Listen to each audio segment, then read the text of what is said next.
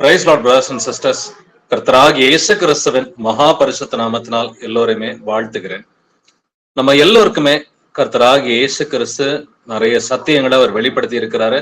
நானே வழியும் சத்தியமும் ஜீவனுமா இருக்கிறேன் என்று சொன்ன இயேசு கிறிஸ்து தன்னை யார் என்று நமக்கு வெளிப்படுத்தி இருக்கிறார். அதுபோல நம்ம கிட்ட வந்துட்டு அவர் என்ன எதிர்பார்க்கிறாரு, நாம் எப்படி பரிசுத்தமா இருக்கணும், இது எல்லாமே நமக்கு சொல்லி கொடுத்திருக்கிறாரு. நம்மள அநேகர் இயேசு கிறிஸ்துவின் நாமத்தினால் ஞானஸ்நானம் எடுத்த பிள்ளைகளா இருக்கிறோம். பட் கடைசியாக நம்ம ஒரு காரியத்தை செய்யணும். நமக்கு கிடைச்ச விடுதலை, நமக்கு இருக்கிற சமாதானம் வந்துட்டு மற்றவர்களுக்கும் இருக்க வேண்டும் என்று விரும்பிதான் இயேசு கிறிஸ்து நீங்கள் புறப்பட்டு போங்கள் என்று சொல்லி இருக்கிறார். அதை குறித்து நம்ம இன்னைக்கு ஆராய்ந்து பார்க்கலாம். வாசிக்கலாம். மத்தேயு 28ஆம் அதிகாரம் வசனங்கள் 19 முதல் 20 வரைக்கும். Matthew chapter 28 verses 19 to 20. ஆகையால் நீங்கள் புறப்பட்டு போய் சகல ஜாதிகளையும் சீஷராக்கி பிதா குமாரன் பரிசுத்த ஆவி நாமத்தினாலே அவர்களுக்கு ஞானஸ்தானம் கொடுத்து, நான் உங்களுக்கு கட்டளையிட்ட யாவையும் அவர்கள் கை கொள்ளும்படி அவர்களுக்கு உபதேசம் பண்ணுங்கள். இதோ உலகத்தின் முடிவு பரியந்தம் சகல நாட்களிலும் நான் உங்களுடனே கூட இருக்கிறேன் என்றார். ஆமென். ஆமென். நீங்கள் புறப்பட்டு போய் சகல ஜாதிகளையும் சீஷராக்க வேண்டும். இதுதான் கர்த்தர் நம்ம எல்லோருக்குமே கொடுத்திருக்கிற கட்டளையா இருக்குது. சத்தியம் அறிந்த எல்லோருமே செய்ய வேண்டிய ஒரு காரியம். புறப்பட்டு போய் சகல ஜாதிகளையும் சீஷராக்க வேண்டும். இப்ப நம்மை நாமே நிதானித்து பார்த்து ஒரு கேள்வி கேட்டுக்கலாம். நான் புறப்பட்டு போறேனா? கடந்த 1 மாசம் 2 மாசம் 3 மாசத்துல நான் புறப்பட்டு போய் சுவிசேஷம் அறிவித்திருக்கிறேனா? இல்ல ஒவ்வொரு குடும்பத்துல இருக்கிற குறிப்பா ஆண்கள் வந்துட்டு இப்ப புறப்பட்டு போய் நம்ம என்ன செய்யணுமா? சகல ஜாதிகளையும் சீஷர் ஆக்கணும். சீஷர்களை நாம் கர்த்தருடைய கிருபையோடு உருவாக்குகிறோமா? புறப்பட்டு போய் என்ன சொல்லிக் கொடுக்கணும்? 20வது வசனம் சொல்லிக் கொடுக்கிறது, நான் உங்களுக்கு கட்டளையிட்ட யாவையும் அவர்கள் கை கொள்ளும்படி அவர்களுக்கு உபதேசம் பண்ணுங்கள். நான் சொன்னதை மட்டும்தான் சொல்லிக் கொடுக்கணும்னு சொல்லி கர்த்தர் சொல்றார். பாரம்பரியம் அல்ல, இயேசு கிறிஸ்து நமக்கு கற்பித்த காரியங்களை நாம் அவர்களுக்கு சொல்லிக் கொடுக்க வேண்டும். இதே வசனத்தை நீங்க கிங் ஜேம்ஸ் பைபிள் இங்கிலீஷ்ல படிச்சு பாத்தீங்கன்னாக்க, go ye therefore and teach all nations அப்படின்னு சொல்லி எழுதியிருக்கும். சோ புறப்பட்டு போய் என்ன செய்யணுமா? you have to teach all nations. go and teach அப்படின்னு சொல்லி ஆண்டவர் சொல்றாரு. இயேசு கிறிஸ்துவை பார்த்து பல முறை டீச்சர் அப்படின்னு சொல்லிதான் கூப்பிடுறாங்க. சோ டீச்சர் என்றால் அது போதகரை என்கிற ஒரு பொருள்ல வந்துட்டு அடங்கும். அப்படின்னாக்க மற்றவர்களுக்கு இயேசு கிறிஸ்து நமக்கு சொல்லி கொடுத்த காரியங்களை நாம் சொல்லி கொடுத்துக்கிட்டு இருக்கிறோமா? இது வந்துட்டு வார்த்தையினால மட்டுமில்ல, கிரியையினாலும் சாட்சியா இருந்து நம்ம சொல்லி கொடுக்கிறோமான்றத நம்மை நாமே நிதானித்து அறிந்து பார்க்கலாம். இயேசு கிறிஸ்து எப்படி புறப்பட்டு போனார், அவருடைய சீஷர்கள் எப்படி புறப்பட்டு போய் ஊழியம் செய்தார்கள் என்பதை நாம் இன்று ஆராய்ந்து பார்க்க போகிறோம். லூக்கா 10ஆம் அதிகாரம் 3வது வசனம் வாசிக்கலாம். லூக் 10:3.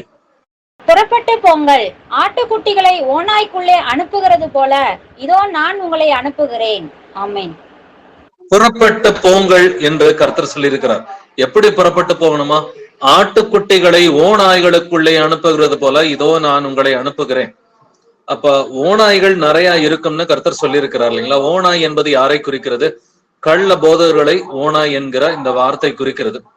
அப்ப மத்தேயு 7ஆம் அதிகாரம் 15வது வசனத்துல இதைத்தான் கர்த்தர் சொல்றாரு. வந்துட்டு அவர்கள் இருதயத்துல பட்சிக்கிற ஓநாய்களா இருந்தாலும் வெளியில ஆட்டுத்தோலை போர்த்தி இருப்பார்கள். கள்ள போதர்கள் இப்படிதான் இருப்பாங்க. கள்ள போதர்கள் நிரம்பி இருக்கிற இந்த உலகத்துல வந்துட்டு நாம் என்ன செய்யணுமா? ஆட்டுக்குட்டிய போல புறப்பட்டு போகணும் அப்படின்னு கர்த்தர் நம்மிடம் எதிர்பார்க்கிறார். ஏன்னா இயேசு கிறிஸ்து இதே காரியத்தை தான் செஞ்சாரு. சோ குரு எப்படியோ அப்படிதான் சீஷனும் இருக்க வேண்டும். வாசிக்கலாம். மத்தேயு 4ஆம் அதிகாரம் 23வது வசனம். Matthew 4:23. பின்பு இயேசு கலிலேயா எங்கும் சுற்றி நடந்து அவர்களுடைய ஜெப ஆலயங்களில் உபதேசித்து ராஜ்யத்தின் சுவிசேஷத்தை பிரசங்கித்து ஜனங்களுக்கு உண்டாயிருந்த சகல வியாதிகளையும் சகல நோய்களையும் நீக்கி சொஸ்தமாக்கினார். ஆமென். ஆமென். பின்பு இயேசு கலிலேயா எங்கும் சுற்றி நடந்து அவர்களுடைய ஜெப ஆலயங்களில் உபதேசித்து. சோ இயேசு கிறிஸ்து எப்படிங்க போனாரு? அவர் கலிலேயா எங்கும் சுற்றி நடந்தார் என்று வேதம் சொல்கிறது. இன்னைக்கு நமக்கெல்லாம் நடக்க வேண்டிய கட்டாயம்லாம் இல்ல. எல்லாருக்கும் ஒரு வண்டி ஆண்டவர் கொடுத்திருக்கிறாரு. ஏதோ ஒரு பஸ்ஸோ ஒரு ஆட்டோவோ ஒரு பைக்கோ காரோ எதுலையாவது வாகனங்கள்ல போய் தான் நம்ம சுவிசேஷம் அறிவிக்கிற கம்ஃபர்டபுளான நிலைமையில இருக்கிறோம். பட் இயேசு கிறிஸ்துவோ அவர் சுற்றி நடந்தார் என்று வேதம் சொல்கிறது. அப்படின்னாக்கா அவர் சுற்றியது போல நாமும் மற்றவர்களை சந்திப்பதற்கு கடமைப்பட்டவர்களா இருக்கிறோம். இப்ப நம்மை நாமே நிதானித்து அறிவோம். லாஸ்ட் ஒரு வருஷத்துல ஒரு சீசனையாவது வந்துட்டு கர்த்தருடைய கிருபையோட வந்து நம்ம உருவாக்கி இருக்கிறோமா? நம்ம புறப்பட்டு போயிருக்கிறோமா? புறப்பட்டு போய் ஆத்துமாக்களை நாம் சந்தித்திருக்கிறோமா? சந்திச்சிருக்கிறீங்கன்னா ரொம்ப நல்லது. இன்னும் அதிகமாவே இதை செய்யுங்க. ஏன்னா ரீசெண்டா வந்துட்டு இப்ப நேற்றைய தினம் கூட திருச்சியில இருந்து சகோதரர்கள் புறப்பட்டு போனாங்க. ஒரு கூட்டம் வந்துட்டு அவங்க புதுக்கோட்டைக்கு புறப்பட்டு போய் சுவிசேஷம் அறிவிக்க போனாங்க. இன்னொரு கூட்டம் வந்துட்டு திருச்சியில இருக்கிற ஒரு கிராமத்துக்கு புறப்பட்டு போய் சுவிசேஷம் அறிவிக்கிறதுக்கு போனாங்க. இப்படி ஏற்கனவே நீங்கள் புறப்பட்டு போகிற பிள்ளைகளா இருந்தா ரொம்ப சந்தோஷம், ரொம்ப நல்லது. அதை இன்னும் வந்துட்டு முனைப்போட வந்துட்டு நம்ம தொடர்ந்து செஞ்சுக்கிட்டு தான் இருக்கணும். இது வரைக்கும் உங்களில் யாராவது புறப்பட்டு போகலையா? இனிமேட்டாவது நம்ம புறப்பட்டு போவதற்கு ஒரு முடிவை நாம் எடுக்க வேண்டும். மார்க் 6ஆம் அதிகாரம் 6ஆம் வசனம் வாசிக்கலாம். மார்க் 6:6. அவர்களுடைய அவ்விசுவாசத்தை குறித்து ஆச்சரியப்பட்டு கிராமங்களிலே சுற்றி திரிந்து உபதேசம் பண்ணினார். ஆமென். ஆமென். நீங்கள் புறப்பட்டு போகும் பொழுது எங்கேயாவது ஒரு இடத்துல அவிசுவாசம் கூட இருக்குதுங்க. இயேசு கிறிஸ்து என்ன பண்ணாரு? அவிசுவாசத்தை குறித்து ஆச்சரியப்பட்டு ஸ்டில் அவர் ஸ்டாப் பண்ணல. கிராமங்களிலே சுற்றி திரிந்து உபதேசம் பண்ணினார் என்று வேதம் சொல்கிறது. அப்ப நீங்க வந்துட்டு ஒரு 4 இடத்துக்கு புறப்பட்டு போறப்ப ஒரு 2 இடத்துல எதிர்ப்பு இருக்கலாம். எதிர்ப்புனால நம்ம சோர்ந்து போயிடக்கூடாது. அவிசுவாசம் இருக்கலாம். நீங்க ஒரு 50 பேரை எதிர்பார்த்து போயிருப்பீங்க. அங்க ஒரு 25 பேர் வரலாம், இல்ல 5 பேர் வரலாம், 10 பேர் வரலாம். அது நமக்கு ஆத்துமாக்களுடைய எண்ணிக்கை முக்கியம் இல்ல. ஒரு ஆத்மாவா இருந்தாலும் நமக்கு சந்தோஷம்தான். புறப்பட்டு போய் ஆத்மாக்களை சந்தித்து இயேசு கிறிஸ்து சொல்லிய உபதேசம் இதுதான். இதை நீங்க தெரிஞ்சுக்குங்க. சீஷர்களா மாறுங்கன்னு சொல்லி அவர்களை உற்சாகப்படுத்துவது வார்த்தையினால மட்டுமல்ல, நம்முடைய சாட்சியினாலும் அவர்களை உற்சாகப்படுத்துவது நம்முடைய கடமையாக இருக்கிறது. இயேசு கிறிஸ்து இப்படிதான் கிராமங்களிலே சுற்றி தெரிந்து உபதேசம் பண்ணினார் என்று வேதம் சொல்கிறது. வாசிக்கலாம். அப்போஸ்தலர் 10ஆம் அதிகாரம் 38வது வசனம். ஆக்ட்ஸ் 10:38. நசரேயனாகிய இயேசுவை தேவன் பரிசுத்த ஆவியினாலும் வல்லமையினாலும் அபிஷேகம் பண்ணினார். தேவன் அவருடனே கூட இருந்தபடியினாலே அவர் நன்மை செய்கிறவராயும் பிசாசின் வல்லமையில் அகப்பட்ட யாவரையும் குணமாக்குகிறவராயும் சுற்றி திரிந்தார். ஆமென். ஆமென். நசரேயனாகிய இயேசுவை தேவன் பரிசுத்த ஆவியினாலும் வல்லமையினாலும் அபிஷேகம் பண்ணினார். தேவன் அவருடனே கூட இருந்தபடியினாலே அவர் நன்மை செய்கிறவராயும் பிசாசின் வல்லமையில் அகப்பட்ட யாவரையும் குணமாக்குகிறவராயும் சுற்றி திரிந்தார். இப்ப நீங்க சுற்றி திரியும் பொழுது, புறப்பட்டு போகும் பொழுது என்ன செய்யணுமா? பிசாசின் வல்லமையில் அகப்பட்டிருக்கிறவங்கள இயேசு கிறிஸ்துவின் நாமத்தினால பிசாசே வெளியே போ அப்படின்னு சொல்லி விடுதலை ஆக்குகிற பிள்ளைகளா இருக்கணும். வியாதிப்பட்டவர்களுக்கு கர்த்தருடைய கிருபையினால ஆண்டவரே இவங்களை மன்னிச்சிருங்க, இவங்க பாவத்தினால வந்துட்டு வியாதி வந்திருந்தாலும் இவங்களோட தயவாய் மன்னிச்சிருங்க ஆண்டவரேன்னு சொல்லி அவங்களோட மனம் திரும்ப சொல்லி கர்த்தரை வந்துட்டு மன்னிக்க சொல்லி அவங்களுடைய வியாதியை இயேசுவின் நாமத்தினாலே வெளியே புறப்பட்டு போ என்று கட்டளையிட்டு ஜெபிக்கிற பிள்ளைகளா இருக்கணும். நன்மை செய்கிற பிள்ளைகளா நாம் எங்கும் சுற்றி திரிய வேண்டும். சோ நீங்க சந்திக்கிற எல்லா இடத்துலயுமே ஒரு சீஷன் இல்ல, ஒரு இடத்துல சீஷர்கள் இல்லைன்னா அங்க கண்டிப்பா வியாதிகள், பிரச்சனைகள், பிசாசின் போராட்டங்கள் எல்லாமே இருக்கத்தான் செய்யும். அந்த எதிர்ப்புகள் எல்லாவற்றையும் சந்தித்துதான் நம்ம இயேசு கிறிஸ்துவின் நாமத்தினாலே ஜெயிக்கிற பிள்ளைகளா இருக்கணும். வெளிப்படுத்தின விசேஷத்துல இந்த 7 சபைகளிடமும் கர்த்தர் பேசும் பொழுது ஜெயம் கொள்ளுகிறவன் எவனோ என்று அவர் சொல்லுகிறார். அப்ப ஜெயம் கொள்ளுகிற பிள்ளைகளா இருக்கணும். நீங்க போற இடத்துல எதிர்ப்புகள் இருக்கலாம், பிரச்சனைகள் இருக்கலாம், பிசாசின் போராட்டம் இருக்கலாம், பெரிய வியாதிகள் இருக்கலாம், இல்ல வந்துட்டு சாக போற நிலைமையில ஒருவர் இருக்கலாம், இல்ல இவருக்கு இதுக்கு மேல டைம் இல்ல, 1 மணி நேரம் தான் டைம் அப்படின்ற மாதிரி டாக்டர்ஸ் யாரும் பயமுறுத்தலாம். எப்படி இருந்தாலும் விசுவாசத்தை கைவிடாம வந்துட்டு இயேசு கிறிஸ்துவின் நாமத்தினாலே அவர்களுக்கு இரக்கத்தை பெற்று தருகிற பிள்ளைகளாய் நாம் இருக்க வேண்டும். வாசிக்கலாம். மத்தேயு 9ஆம் அதிகாரம் 35வது வசனம். மேத்யூ 9:35. பின்பு இயேசு சகல பட்டணங்களையும் கிராமங்களையும் சுற்றி நடந்து ஜெப ஆலயங்களில் உபதேசித்து ராஜ்யத்தின் சுவிசேஷத்தை பிரசங்கித்து ஜனங்களுக்கு உண்டாயிருந்த சகல வியாதிகளையும் சகல நோய்களையும் நீக்கி அவர்களை சொஸ்தமாக்கினார். ஆமென். ஆமென். இயேசு சகல பட்டணங்களையும் கிராமங்களையும் சுற்றி நடந்த இயேசு ஒரு பட்டணம் விடல, சகல பட்டணங்களையும் சகல கிராமங்களையும் சுற்றி நடந்தார் என்று வேதம் சொல்கிறது. நமக்கெல்லாம் அந்த வெயில்ல நடக்கிற வேலையெல்லாம் நமக்கு கர்த்தர் கொடுக்கல. கம்ஃபர்டபுளா டிராவல் பண்ற மாதிரி ஒரு கிருபையை கொடுத்திருக்கிறார். அப்படின்னா நாமும் நம்மளால முடிஞ்ச வரைக்கும் எந்த அளவுக்கு கர்த்தர் அனுமதிக்கிறாரோ அந்த அளவுக்கு நம்ம எல்லா இடத்துலயும் சுற்றி திரிந்து உபதேசம் பண்ணணும். ராஜ்யத்தின் சுவிசேஷத்தை பிரசங்கிக்கணும். இயேசு கிறிஸ்துவின் ராஜ்யம் அவருடைய 2ஆம் வருகையிலே இந்த பூமியிலே ஸ்தாபிக்கப்பட போகிறது. 1000 வருட அரசாட்சியை குறித்து, இயேசு கிறிஸ்துவின் வருகை குறித்து பிரசங்கிக்கிற பிள்ளைகளா மட்டும் இல்லாம ஜனங்களுக்கு உண்டாயிருந்த சகல வியாதிகளையும் சகல நோய்களையும் இயேசு கிறிஸ்துவின் நாமத்தினாலே விரட்டுகிற பிள்ளைகளாய் நாம் இருக்கணும். சொஸ்தமாக்குகிற பிள்ளைகளா இருக்கணும். நமக்கு மார்க் 16ஆம் அதிகாரம் சொல்லி கொடுக்கிறது. விசுவாசிக்கிறவர்களால் நடக்கும் அடையாளங்களாவன, அவர்கள் என் நாமத்தினாலே பிசாசுகளை துரத்துவார்கள், வியாதியஸ்தர்கள் மேல் கைகளை வைக்கும் பொழுது அவர்கள் சொஸ்தமாவார்கள் என்று எழுதியிருக்கிறது. அப்ப இயேசு கிறிஸ்துவின் நாமத்தினாலே பிசாசினால் பிடிபட்டவர்களுக்கு விடுதலை கொடுக்கிற பிள்ளைகளா இருக்கணும். இயேசு கிறிஸ்துவின் நாமத்தினாலே வியாதிப்பட்டவர்களுக்கு வந்துட்டு விடுதலையை அளிக்கிற பிள்ளைகளா நம்ம இருக்கணும். இதற்காக நம்ம புறப்பட்டு போகணும். அவங்க விடுதலை ஆனாங்கன்னு சொன்னாக்கா அவங்க சீஷர்களா மாறுவாங்க. விடுதலை ஆகாத வரைக்கும் சீஷர்களா மாற முடியாது.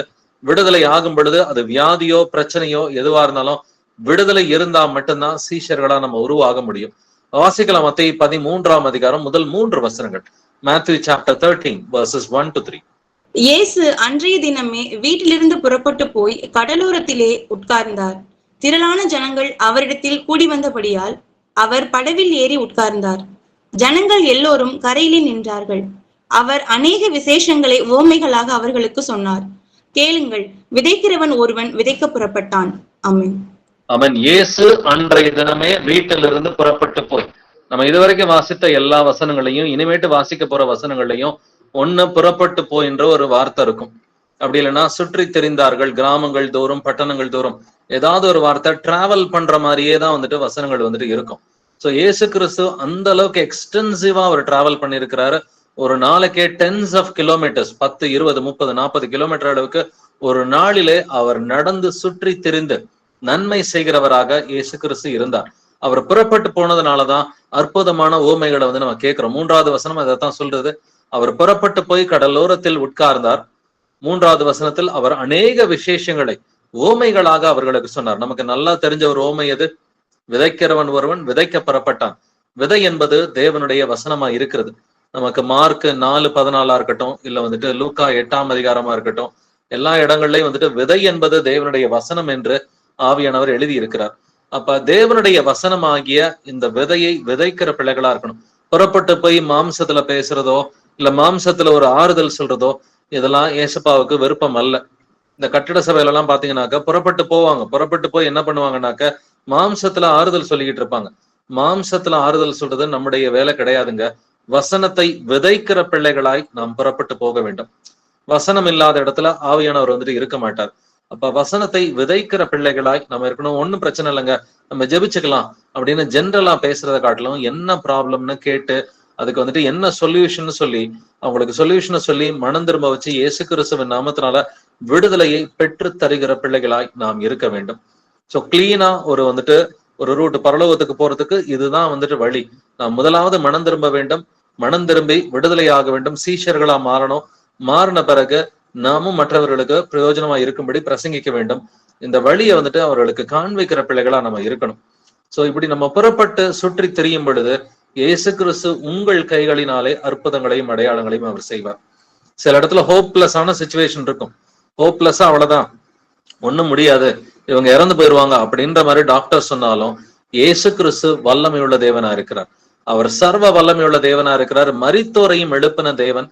ஆனா எந்த ஒரு சூழ்நிலையிலையும் வந்துட்டு இயேசு கிறிஸ்து அவர் இரக்கத்தை காண்பிக்கிறதுக்கு அவரு ரெடியா இருக்கிறார். நமக்கு தான் விசுவாசம் வேணும். இல்ல அவ்வளவுதான், இவங்களுடைய வந்துட்டு டைம் முடிஞ்சு போயிடுச்சு அப்படின்ற மாதிரி நாம வந்துட்டு நினைக்கவே முடியாது.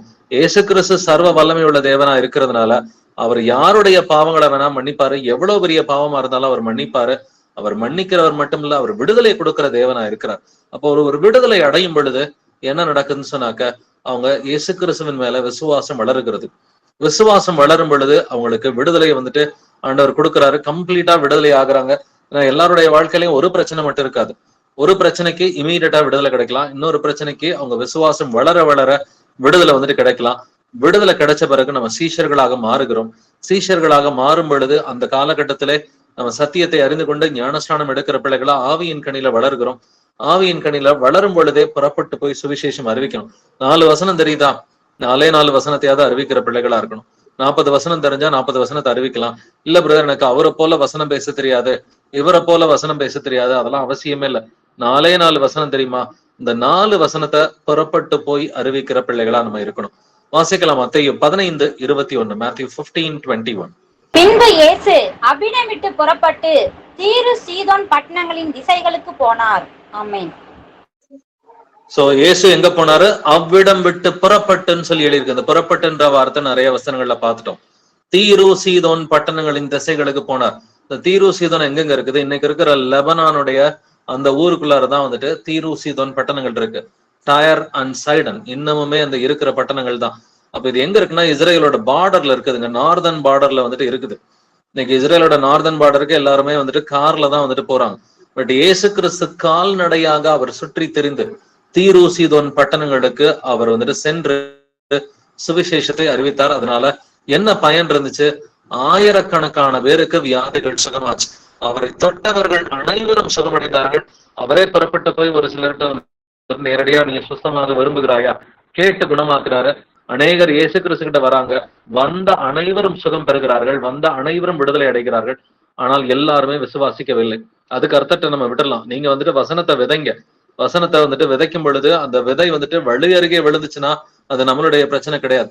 பாறையா இருந்தாலும் அந்த இருதயம் வந்துட்டு பாறையா இருந்தாலும் அது நம்மளுடைய ப்ராப்ளம் கிடையாது. ஒரு இருதயத்துல வந்துட்டு முட்கள் முளைக்குது, சில நிலங்களில் வந்துட்டு முட்கள் முளைக்குதுனாலும் நம்ம ஒண்ணும் பண்ண முடியாது, அவர்களுக்காக ஜெபித்துக் கொள்ளலாம்.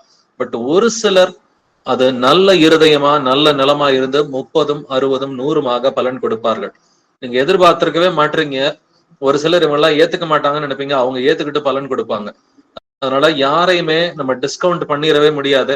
எல்லாருக்கும் சுவிசேஷம் அறிவிக்க வேண்டியது நம்முடைய கடமையா இருக்குது. அதுக்கு முதல்ல என்ன பண்ணணும்? நாம புறப்பட்டு போகணும். நீங்க புறப்பட்டு போக ஆரம்பிச்சிட்டீங்கன்னா உங்களுக்கே விடுதலை இல்லைன்னு சொன்னாக்க கர்த்தர் விடுதலை கொடுப்பார். நீங்க இருக்கிற பிரச்சனையோட நீங்க புறப்பட்டு போய் நீங்க மத்தவங்களுக்காக வந்துட்டு பரிந்து பேசுனீங்கன்னா இயேசுப்பா கிட்ட உங்களுக்கு ஏதாவது ப்ராப்ளம் இருந்தா கூட அதையும் இயேசு கிறிஸ்து வந்துட்டு ஆட்டோமேட்டிக்கா சார்ட் அவுட் பண்ணி கொடுப்பாரு. வாசிக்கலாம் மத்தேயு 15 Matthew 15:29. இயேசு அவ்விடம் விட்டு புறப்பட்டு கலிலேயா கடலருகே வந்து ஒரு மலையின் மேல் ஏறி அங்கே உட்கார்ந்தார். ஆமென். இயேசு எப்படியெல்லாம் புறப்பட்டு போயிருக்கிறாருன்னு பாத்தீங்களா? அவர் புறப்பட்டு போய் கடல் அருகே வந்து ஒரு மலையின் மேல் ஏறி. இன்னைக்கு ஒரு மலையில ஏறுறதுன்றது வந்துட்டு நம்ம ஆட்களுக்கெல்லாம் ஒரு சாதாரண விஷயம் எல்லாம் கிடையாது. ஒரு சின்னோண்டு ஹில்லா இருந்தா கூட புறப்பட்டு போறதே கஷ்டமான விஷயம். அதுல கடலை வந்துட்டு அவரு கடல் அருகே வந்து மலையின் மேல் ஏறி உபதேசம் பண்றதுக்காக மக்கள் எங்க இருக்கிறாங்களோ அங்கதான் இயேசு கிறிஸ்து போறார். சோ அநேக முறை மக்களும் இயேசு கிறிஸ்துவை தேடி வந்திருக்கிறாங்க. பட் அநேக முறை இயேசு கிறிஸ்துவும் வந்துட்டு மக்களை தேடி வந்துட்டு அவங்க எங்க இருக்கிறாங்களோ அங்க புறப்பட்டு போய் அவர் பிரசங்கம் பண்ணி இருக்கிறார். இன்னைக்கு யாருக்காவது ஒருத்தருக்கு பிரச்சனைன்னு கேள்விப்பட்டீங்கன்னாக்க புறப்பட்டு போய் அவங்களுடைய பிரச்சனைகளுக்காக பரிந்து பேசுகிற பிள்ளைகளா நம்ம இருக்கணும். அவங்களுக்கு சத்தியத்தை அறிவிச்சுட்டு அவங்களுக்கு என்ன பிரச்சனைல இருந்து எப்படி மனம் திரும்பணும், இது எதனால வந்துச்சு அப்படின்றதெல்லாம், இயேசு கிறிஸ்து யார், அவர் எதற்காக இந்த பூமிக்கு வந்தார், நமக்கு என்ன செய்தார், அவருடைய சிலுவை மரணத்தினால நமக்கு எப்படி ரட்சிப்பு கிடைத்தது, அவருடைய உயிர் தெழுதலினால வந்துட்டு நமக்கு வந்துட்டு எப்படி நித்திய ஜீவன் கிடைக்குது, இது எல்லாத்தையும் தெரியாதவர்களா இருந்தா விளக்கி சொல்லிட்டு அவங்களுடைய பிரச்சனைகளுக்காக வந்துட்டு ஜெபம் செய்து பிரச்சனையில இருந்து விடுதலை ஆக்குகிற பிள்ளைகளா இருக்கணும். நீங்க 10 பேரை சந்திச்சீங்கன்னா ஒருத்தராவது விடுதலை ஆவாங்க. சில நேரம் 10 பேரும் விடுதலை ஆவாங்க, சில பேர் வந்துட்டு 5 பேர் விடுதலை ஆவாங்க. அட்லீஸ்ட் ஒருத்தராவது விடுதலை ஆவாங்க. அந்த விடுதலையான ஒருத்தர் அவர்கள் மூலமா அவங்களுடைய வீட்டாருக்கும் அவங்களுடைய சொந்தக்காரங்க நண்பர்களுக்கும் சுவிசேஷம் பரவும். ஏன்னா நம்மளால எல்லாரையும் ஆக்சஸ் பண்ண முடியாது. இந்தியாவில இருக்கிற 140 கோடியும் வந்துட்டு பாக்குறதுக்கு நம்மளால முடியாது. அட்லீஸ்ட் யாராவது ஒரு ஆத்மா விடுதலை ஆனாக்க அந்த ஆத்மா மூலமா அந்த குடும்பத்துக்கு சுவிசேஷம் போகும். அந்த ஆத்மா மூலமா வந்துட்டு அவங்களுடைய சொந்தக்காரங்க நண்பர்களுக்கு போகும். நம்மளால எல்லாரையும் பாக்குறது பிசிக்கலி பிராக்டிகலி அது பாசிபிள் கிடையாது. அதனால இயேசு கிறிஸ்து புறப்பட்டு போய் அவர் சீஷர்களை உருவாக்கி அவர் புறப்பட்டு போகையில தான் பேதுருவை பாக்குறாரு, யாக்கோபை பாக்குறாரு, யோவானை பார்த்து என்னை பென்சல் அப்படின்னு சொல்றாரு. அப்படின்னா இயேசு கிறிஸ்து புறப்பட்டு போய் சீஷர்களை உருவாக்கினார். நன்மை செய்கிறவராக அவர் சுற்றி திரிந்தார். நாமும் புறப்பட்டு போகும் பொழுது யாராவது விடுதலையாகி அவங்க சீஷர்களா மாறிட்டாங்கன்னு சொன்னா அவர்கள் மூலமா 100கணக்கான பேருக்கு சுவிசேஷம் பரவும். தொடர்ந்து வாசிக்கலாம். மத்தேயு 19 Matthew 19:15. அவர்கள் மேல் கைகளை வைத்து பின்பு அவ்விடம் விட்டு புறப்பட்டு போனார். ஆமென். அவர்கள் மேல் கைகளை வைத்து பின்பு அவ்விடம் விட்டு புறப்பட்டு போனார் என்று வேதம் சொல்கிறது. சோ இயேசு கிறிஸ்து அவ்விடம் விட்டு புறப்பட்டு போய் இன்னொரு இடத்துக்கு சுவிசேஷம் அறிவிக்கிறதுக்கு அவர் போயிட்டார். இப்படி அவர் எத்தனை இடத்துல இந்த புறப்பட்டு போகுதல் என்கிற வார்த்தைய ஆவியானவர் எத்தனை முறை எழுதி இருக்கிறார் அப்படின்றத கவனிச்சு பாத்தீங்கன்னா ரொம்பவுமே ஆச்சரியமா தான் வந்துட்டு இருக்கும். சோ பல இடங்கள்ல புறப்பட்டு போனார், புறப்பட்டு போனார், புறப்பட்டு போனார். இது இயேசு கிறிஸ்து மட்டும் இல்லைங்க, அவருடைய அப்போஸ்தலர்களும் இப்படிதான் புறப்பட்டு போனாங்க அப்படின்னு வேதம் சொல்லுது. சோ நாமும் இயேசு கிறிஸ்துவை போல அப்போஸ்தலர்களை போல புறப்பட்டு போவதற்கு நாம் கடனாளிகளாய் இருக்கிறோம். வசனம் சொல்லுது நன்றிதல் உள்ளவர்களாய் இருங்கள் என்று வேதம் சொல்கிறது. அப்படின்னா நம்மள வந்துட்டு இயேசப்பா விடுதலை கொடுத்துட்டார். கள்ள சபையில இருந்து நீங்க விடுதலையா இருக்கிறீங்க, கள்ள போதர்கள்ட்ட இருந்து விடுதலையா இருக்கிறீங்க, கள்ள போதனையில இருந்து விடுதலையா இருக்கிறீங்க, நோய்கள்ல இருந்து, பிரச்சனைகள்ல இருந்து, எவ்வளோ காரியங்கள்ல இருந்து ஏசப்பா உங்களுக்கும் எனக்கும் விடுதலை கொடுத்திருக்கிறார். அப்படின்னா நாம நன்றியறிதலோடு இருக்கிற பிள்ளைகளா இருந்தா, ஓகே, எனக்கு கிடைச்ச விடுதலை எல்லாருக்கும் கிடைக்கணும், எனக்கு கிடைச்ச சந்தோஷமும் சமாதானமும் எல்லாருக்கும் கிடைக்கணும்னு சொல்லி புறப்பட்டு போகிற பிள்ளைகளா நம்ம இருக்கணும். அப்படின்னா கொஞ்சம் நம்மளை நாமளே யோசிச்சு பார்ப்போமே. நம்மை நாமே நிதானித்து அறிந்தால் நாம் நியாயம் தீர்க்கப்படுவோம் என்று வேதம் சொல்கிறது. அப்ப கடந்த ஒரு மாசத்துல, 3 மாசத்துல, 6 மாசத்துல, இல்ல ஒரு 12 மாசம், ஒரு வருஷத்துல நான் வந்துட்டு எத்தனை இடத்துக்கு நான் புறப்பட்டு போயிருக்கிறேன். புறப்பட்டு போய் ஒரு ஆத்மாவை பார்த்தாலே போதும். நீங்க புறப்பட்டு வெளியில போறீங்கன்னாக்கா ஒரே ஒரு ஆத்மாவை பார்த்தாலே நீங்க புறப்பட்டு போனதுக்கு வந்துட்டு ஒரு பிரயோஜனம் இருக்குதுன்னு சொல்லி அர்த்தம். அப்ப நம்ம எத்தனை இடத்துக்கு புறப்பட்டு போயிருக்கிறோம், இல்ல இப்பதான் புறப்பட்டு போறதுக்கு நம்ம ஆரம்பிச்சிருக்கிறோம்னு சொன்னாக்க அதை கொஞ்சம் கன்சிஸ்டன்டா வந்துட்டு செய்யணும். ஒரு சபையில வந்துட்டு ஒரு 10 பேர் இருக்கிறாங்கன்னு சொன்னாக்க 10 பேருமே புறப்பட்டு போனாங்கன்னா அந்த சபை வந்துட்டு அப்படியே டபுள் ஆகும். ஒரு வருஷத்துல 20 பேரா டபுள் ஆகும். அந்த 20 பேரும் புறப்பட்டு போனாங்கன்னாக்க அது அடுத்த வருஷம் பாத்தீங்கன்னா 20 வந்துட்டு 40 ஆகும். இந்த 40 பேர் புறப்பட்டு போனாங்கன்னா 40 80 ஆகும். ஆனா என்னைக்கு புறப்பட்டு போகிறது வந்துட்டு கம்மி ஆகுதோ அன்னைக்கு சபை வந்துட்டு ஸ்டாக்னண்டா இருக்கும். ஆல்மோஸ்ட் வந்துட்டு சிமிலர் நம்பர். ஒரு வருஷம் நம்பர் இன்க்ரீஸ் ஆகலைன்னா நம்ம புறப்பட்டு போகலைன்னு சொல்லிதான் வந்துட்டு அர்த்தம். நம்ம கொஞ்சம் செல்ஃப் சர்ச்சிங் தான் வந்துட்டு பண்ணணும். இந்த மாதிரி சூழ்நிலைகள்ல ஒரு வருஷம் வந்துட்டு சபையில வந்துட்டு விசுவாசமும் வந்துட்டு வளரல, எண்ணிக்கையும் வளரல அப்படின்னு சொன்னாக்க சபையில இருக்கிற சீஷர்கள் புறப்பட்டு போகவில்லை என்பதுதான் வந்துட்டு பொருளா இருக்கிறது. வாசிக்கலாம் மத்தேயு 20ஆம் அதிகாரம் 29வது வசனம். மேத்யூ 20:29. அவர்கள் எரிகோவிலிருந்து புறப்பட்டு போகையில் திரளான ஜனங்கள் அவருக்கு பின் சென்றார்கள். ஆமென். அவர்கள் எரிகோவிலிருந்து புறப்பட்டு போகையில், நீங்க ஒரு இடத்துக்கு போறீங்க, நீங்க போகும் பொழுது ஒரு பெரிய அற்புதம் நடக்குதுன்னு சொன்னாக்க அங்க வந்துட்டு உங்க பின்னாடி வந்துட்டு பெரிய கூட்டத்தையே கர்த்தர் கொண்டு வருவாருங்க.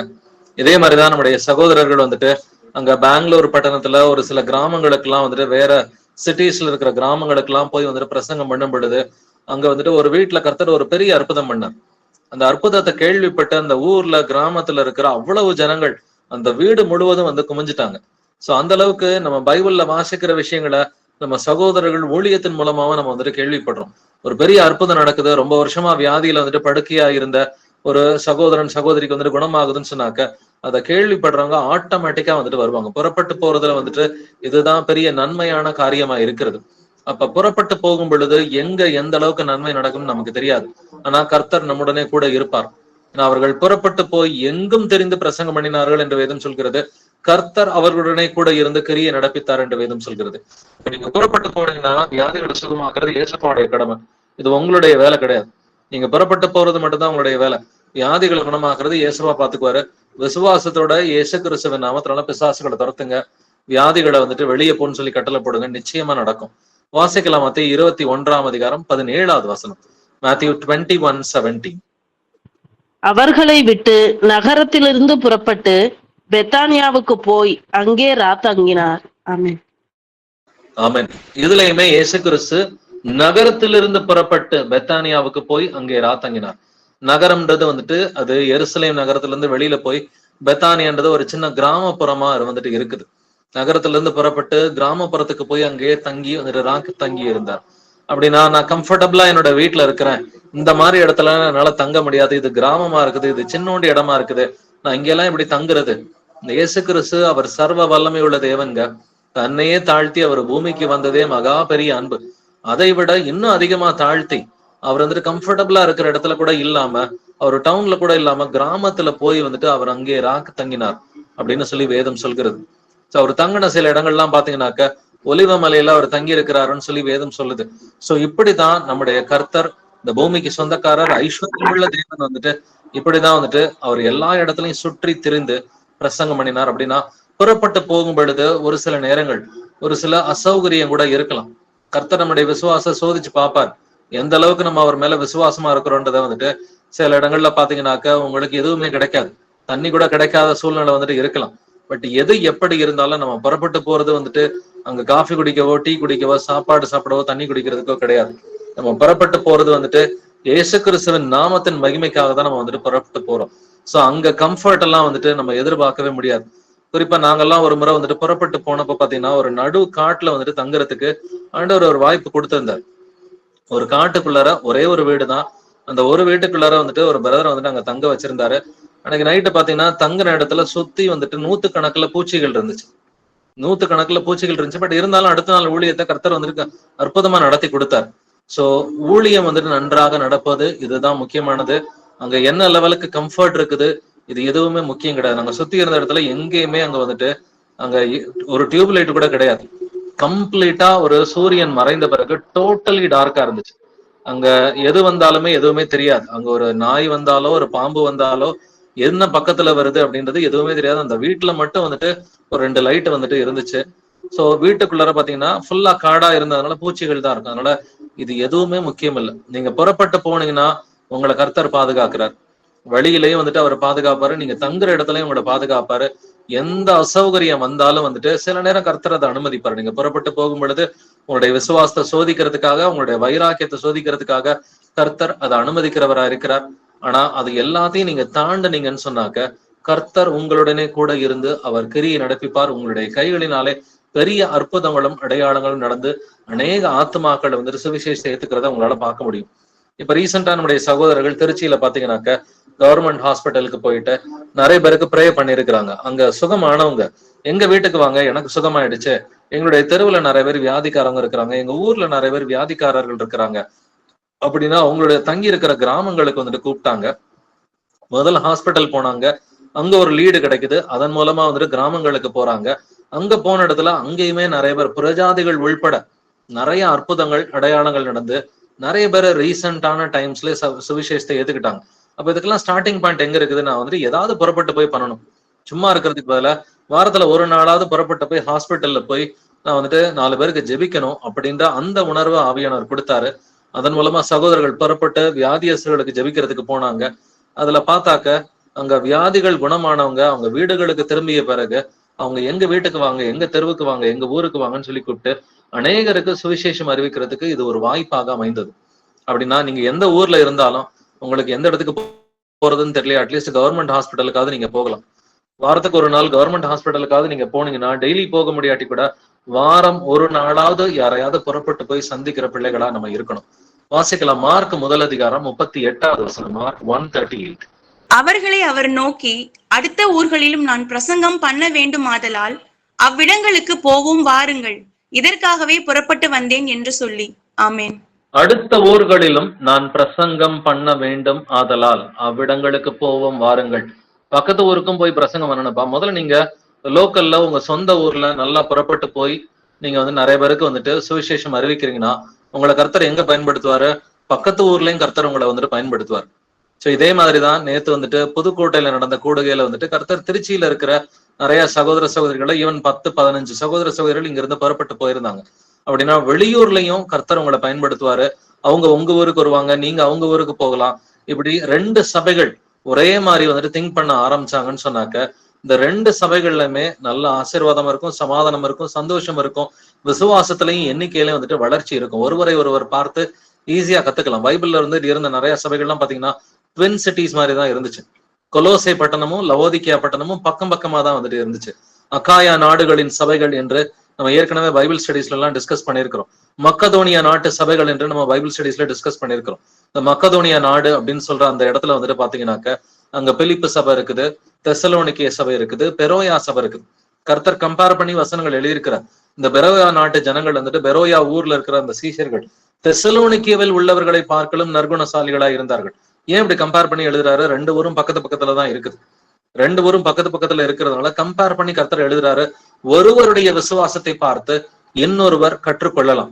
அது ஒரு ஊருக்குள்ளேயும் நம்ம கத்துக்கலாம். பக்கத்து ஊர்ல இருக்கிற சீஷர்களை பார்த்தோம் நம்மளால கத்துக்க முடியும். சோ நீங்க உங்க ஊர்ல உண்மை உள்ள சீஷர்களா இருந்தீங்கன்னா பக்கத்து ஊர்களுக்கும் புறப்பட்டு போய் சுவிசேஷம் அறிவிக்கிறதுக்கு கர்த்தர் உங்களை நிச்சயமா பயன்படுத்துவார். வாசிக்கலாம் மார்க் 2:13 மார்க் 2:13. அவர் மறுபடியும் புறப்பட்டு கடல் அருகே போனார். அப்பொழுது ஜனங்கள் எல்லாரும் அவரிடத்தில் வந்தார்கள். அவர்களுக்கு போதகம் பண்ணினார். ஆமென். அவர் மறுபடியும் புறப்பட்டு கடல் அருகே போனார். அவர் ஏற்கனவே முதல் வாட்டி போனாரு. அவருடைய பிரசங்கத்தை நிறைய பேர் கேட்டிருந்தாங்க. வியாதிகள் நிறைய பேர் சுகமானாங்க. அப்பொழுது ஜனங்கள் எல்லாரும் அவரிடத்தில் வந்தார்கள்.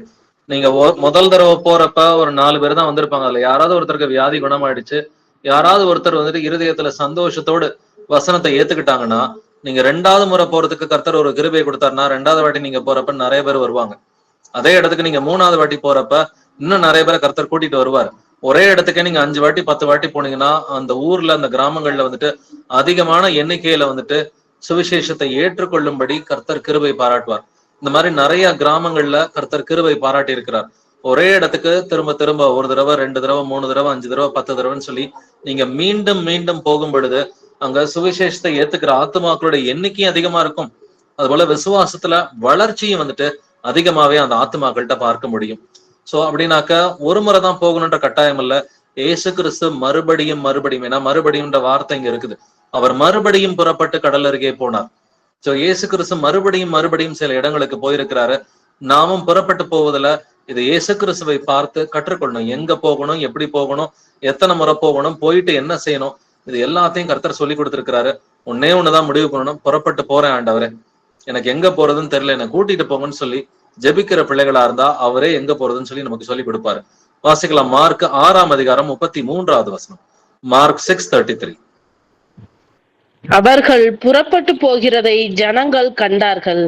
அவரை அறிந்த அநேகர் சகல பட்டணங்களிலும் இருந்து கால்நடையாய் அவ்விடத்திற்கு ஓடி அவர்களுக்கு முன்னே அங்கே சேர்ந்து அவரிடத்தில் கூடி வந்தார்கள். ஆமென். அவர்கள் புறப்பட்டு போகிறதை ஜனங்கள் கண்டார்கள். அவரை அறிந்த அநேகர் சகல பட்டணங்களிலும் இருந்து கால்நடையாய் அவ்விடத்திற்கு ஓடி வந்தார்கள் அப்படின்றத வாசிக்கிறோம். சோ நீங்க ஏற்கனவே போன இடத்துக்கு வந்துட்டு மீண்டுமா போறீங்க, ஏற்கனவே போனப்ப சுவிசேஷம் அறிவிக்கப்பட்டு வியாதிகள் குணமா இருக்குது, இல்ல அவங்க சமாதானமா சந்தோஷமா ஏத்திருக்கிறாங்க, அந்த குடும்பத்துல ஒரு சமாதானத்தை கர்த்தர் கொடுத்திருக்கிறாருன்னா அவங்க ஆட்டோமேட்டிக்கா போய் பக்கத்துல எல்லாம் வந்துட்டு சொல்லுவாங்க. ஆட்டோமேட்டிக்கா கேள்விப்படுறவங்க வருவாங்க, வந்து அவர்களும் சுவிசேஷத்தை ஏத்துக்குவாங்க. போன வருஷம் வந்துட்டு நம்ம திருச்சியில நடத்தின இந்த கூடுகையை வந்துட்டு மே 1ஆம் தேதி அந்த கூடுகையில வந்திருந்த ஒரு சகோதரர் நேத்து எதேர்ச்சியா நாங்க ஒரு கிராமத்துக்கு போனப்ப அங்க வந்துட்டு வந்திருந்தப்ப அவர் பார்த்து ரொம்ப சந்தோஷப்பட்டாரு. ரொம்ப சந்தோஷப்பட்டு இப்பதான் நம்ம நேர்ல பார்த்து பேசுறதுக்கு கர்த்தர் ஒரு வாய்ப்பு கொடுத்தாரு. போன வருஷம் என்னால நேர்ல பார்த்து பேச முடியலன்னு சொல்லிட்டு என்னுடைய தகப்பனாரையும் கூட்டிட்டு வந்து அவருக்கும் ஜெபம் செய்ய வச்சு, அவருக்கு ஒரு 85 வயது இருக்கும், என்னுடைய தகப்பனாருக்கும் ஜெபம் செய்ய வச்சுட்டு, எங்க ஊருக்கு வாங்க பிரதர்ஸ், நீங்க எல்லாருமே எங்க ஊர்ல வந்துட்டு நல்ல பெரிய இடம் வந்துட்டு இருக்குது, நான் ஜனங்களை வந்துட்டு கூட்டுறேன், அவங்களுக்கு நம்ம சுவிசேஷம் அறிவிக்கலாம் அப்படின்னு சொல்லி சென்ற இடத்துல எதேச்சியா வந்துட்டு ஒரு சகோதரனை பார்த்தப்ப கர்த்தர் ஒரு பெரிதான கிருபையை கொடுத்தார். சோ யாரு மூலமா என்ன கிருபை கிடைக்கும்னு நமக்கே தெரியாதுங்க. நம்ம செய்ய வேண்டியது ஒன்னே ஒண்ணுதான், கண்ணை மூடிட்டு இயேசு கிறிஸ்துவ பிளைண்டா நம்பிட்டு புறப்பட்டு போய்கிட்டே வந்துட்டு இருக்கணும். புறப்பட்டு நீங்க போனீங்கன்னு சொன்னாக்க எத்தனை ஆத்மாக்கள் ஏத்துக்கோங்க, எந்த அளவுக்கு வளர்ச்சி இருக்குன்றது நமக்கு ரொம்ப ஆச்சரியமாக வந்துட்டு இருக்கும். வாசிக்கலாம் தொடர்ந்து மார்க் 7ஆம் அதிகாரம் 24வது வசனம். மார்க் 7:24. பின்பு அவர் எழுந்து அவ்விடம் விட்டு புறப்பட்டு தீரு சீதோன் பட்டணங்களின் எல்லைகளில் போய் ஓர் வீட்டுக்குள் பிரவேசித்து ஒருவரும் அதை அறியாதிருக்க விரும்பியும் அவர் மறைவாய் இருக்க கூடாமற் போயிற்று. ஆமென். அவன் சில கிராமங்கள்ல எல்லாம் வந்துட்டு பெரிய வியாதிகள்லாம் குணமாயிடுச்சுன்னா இப்படிதாங்க நடக்கும். யாருக்குமே தெரிய வேண்டாம் நீங்க நினைச்சாலும் அந்த கிராமமே கூட்டம் கூடும். இப்படி நடந்த சம்பவங்கள்லாம் வந்துட்டு சகோதரர்களுக்கு வந்துட்டு போகும் பொழுது நடந்திருக்கிறது. சோ இயேசு கிறிஸ்துவின் கிருபையினால நம்ம எல்லாருக்குமே சுகமாக்குற வல்லமையை அவர் கொடுத்திருக்கிறார். பிசாசுகளை இயேசு கிறிஸ்துவின் நாமத்தினால் விரட்டுவதற்கும் அதுபோல நோய்களை இயேசு கிறிஸ்துவின் நாமத்தினால சுகப்படுத்துவதற்கு அவர் நமக்கு வல்லமையை கொடுத்திருக்கிறாரு. இப்படி தீரு சீதோன் பட்டணங்களுக்கு இயேசு கிறிஸ்து புறப்பட்டு போய் அங்கே வந்துட்டு எப்படி அற்புதங்கள் செய்தார், எவ்வளவு பேருக்கு சுவிசேஷம் அறிவித்தார். ஃபைனலா யாருமே ஏத்துக்காட்டி நமக்கு பிரச்சனை இல்லைங்க, நம்முடைய கடமை வந்துட்டு சுவிசேஷம் அறிவிக்கிறதா. அடுத்த வசனத்திலையும் மார்க் 7:31 மறுபடியும் அவர் தீரு சீதோன் பட்டணங்களின் எல்லைகளை விட்டு புறப்பட்டு அடுத்து வந்துட்டு மற்ற எல்லைகளுக்கும் வழியாய் கலிலேயா கடற்கரையே வந்தார். இப்ப கலிலேயாவுக்கு போயிருக்கிறாரு. இப்ப இஸ்ரேல் பாத்தீங்கன்னா இயேசு கிறிஸ்துவின் காலகட்டத்துல 4ஆக பிரிந்திருந்தது. ஒரு 4 குவார்டர்ஸா வந்துட்டு அவங்க பிரிச்சிருந்தாங்க. அதனாலதான் கார்பங்கு தேசாதிபதி அப்படின்ற ஒரு வார்த்தை இருக்கும். கார்பங்கு தேசாதிபதி அந்த 4 பார்ட்ஸ் வந்துட்டு என்னது அப்படிங்கிறது நமக்கு லூக்கா புஸ்தகத்துல எழுதியிருக்கு. அதுல ஒரு குவார்டர் தான், ஒரு கால்வாசி பகுதி தான் வந்துட்டு கலிலேயா பகுதி. இன்னொரு கால்வாசி பகுதி அது யூதேயா பகுதியா வந்துட்டு இருக்குது. கலிலேயா கால்வாசி, யூதேயா கால்வாசி. கலிலேயாவிலதான் வந்துட்டு அங்க ஏரோது வந்துட்டு ராஜா இருந்தான் அப்படின்றத பாக்குறோம்.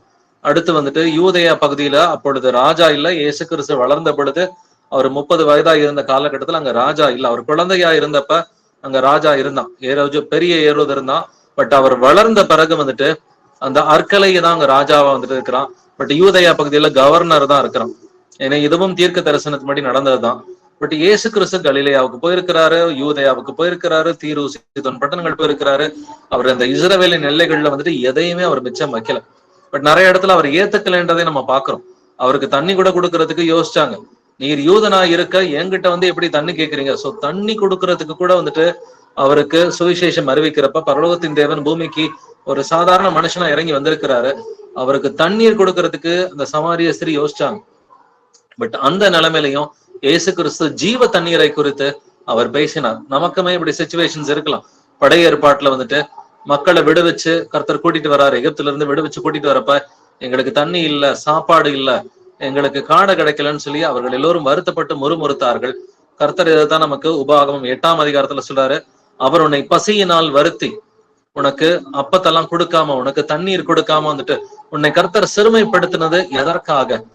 நீ வந்துட்டு மனிதன் அப்பத்தினால் மாத்திரம் அல்ல, கர்த்தருடைய வாயிலிருந்து புறப்படும் ஒவ்வொரு வார்த்தையினாலும் பிழைப்பான் என்பதை நீ உணரும்படிக்காக தான் கர்த்தர் உன்னை சிறுமைப்படுத்தினார். சில நேரங்களில் கர்த்தர் இதை அனுமதிப்பார். நீங்க சுவிசேஷத்துக்காக புறப்பட்டு போகும் பொழுது சாப்பாடு இல்லாம, தண்ணி இல்லாம, எதுவுமே இல்லாத நிலைமையா இருந்தாலும் வந்துட்டு நம்ம யார் மேலும் கோவிச்சுக்கிறதுக்கு நமக்கு அதிகாரம் இல்லை. கர்த்தர் நம்முடைய விசுவாசத்தை சோதிச்சு பார்ப்பார். நம்ம எந்த அளவுக்கு அவர் மேல வைராக்கியமா இருக்கிறோன்றதை வந்துட்டு அவர் நிச்சயமா வந்துட்டு சோதிச்சு பார்ப்பாரு. வைராக்கியமா இருந்தீங்கன்னாக்க பெரிய கிருபை வந்துட்டு இருக்கிறது. அவருடைய 2ஆம் வருகையின் காலகட்டத்துல நம்ம எல்லோருமே உயிர் வாழ்ந்துகிட்டு இருக்கிறோம். 2ஆம் வருகையின் காலகட்டத்துல நீங்க விடுதலை ஆயிட்டீங்களா? உங்களுக்கு சத்தியம் தெரியுமா? ஞானஸ்தானம் எடுத்துட்டீங்களா? புறப்பட்டு போங்க. நீங்க என்ன வளர்ச்சி அடைய வேண்டியது வந்துட்டு நிறைய காரியங்கள் இருக்கலாம். That's okay. கர்த்தர் நல்லவர். நம்ம எந்த அளவுக்கு தேறி இருக்கிறோன்றது அவருக்கு நல்லாவே வந்துட்டு தெரியும். நம்ம கம்மியா தான் தேறி இருக்கிறோம்னா அந்த அளவுக்கு நமக்கு பார்த்து வந்துட்டு ஒரு அழகா நமக்கு சொல்லி கொடுப்பார். எந்த ஆடுகளை எப்படி ட்ரீட் பண்ணணும்ன்றது வந்துட்டு அது எனக்கு நல்லாவே வந்துட்டு தெரியும். சோ இயேசு கிறிஸ்து நானே நல்ல மேய்ப்பன் என்று அவர் சொல்லி இருக்கிறார். நம்மளை எப்படி வழி நடத்தணுன்றது அவருக்கு நல்லாவே தெரியும். ஆனா 4 வசனம் தெரிஞ்சாலும் இம்மீடியட்டா புறப்பட்டு போய் பிரசங்கிக்கிற பிள்ளைகளாய் நாம் இருக்கணும். வாசிக்கலாம். மார்க் 8ஆம் அதிகாரம் 27வது வசனம். மார்க் 8:27. பின்பு இயேசுவும் அவருடைய சீசர்களும் புறப்பட்டு பிலிப்பு செசரியா பட்டணத்தை சேர்ந்த கிராமங்களுக்கு போனார்கள். வழியிலே அவர் தம்முடைய சீசர்களை நோக்கி, ஜனங்கள் என்னை யார் என்று சொல்லுகிறார்கள் என்று கேட்டார். சோ இயேசு கிறிஸ்து புறப்பட்டு, இயேசு கிறிஸ்துவும் அவருடைய சீஷர்களும் புறப்பட்டு, சீஷர்கள் சும்மாவே இல்லைங்க.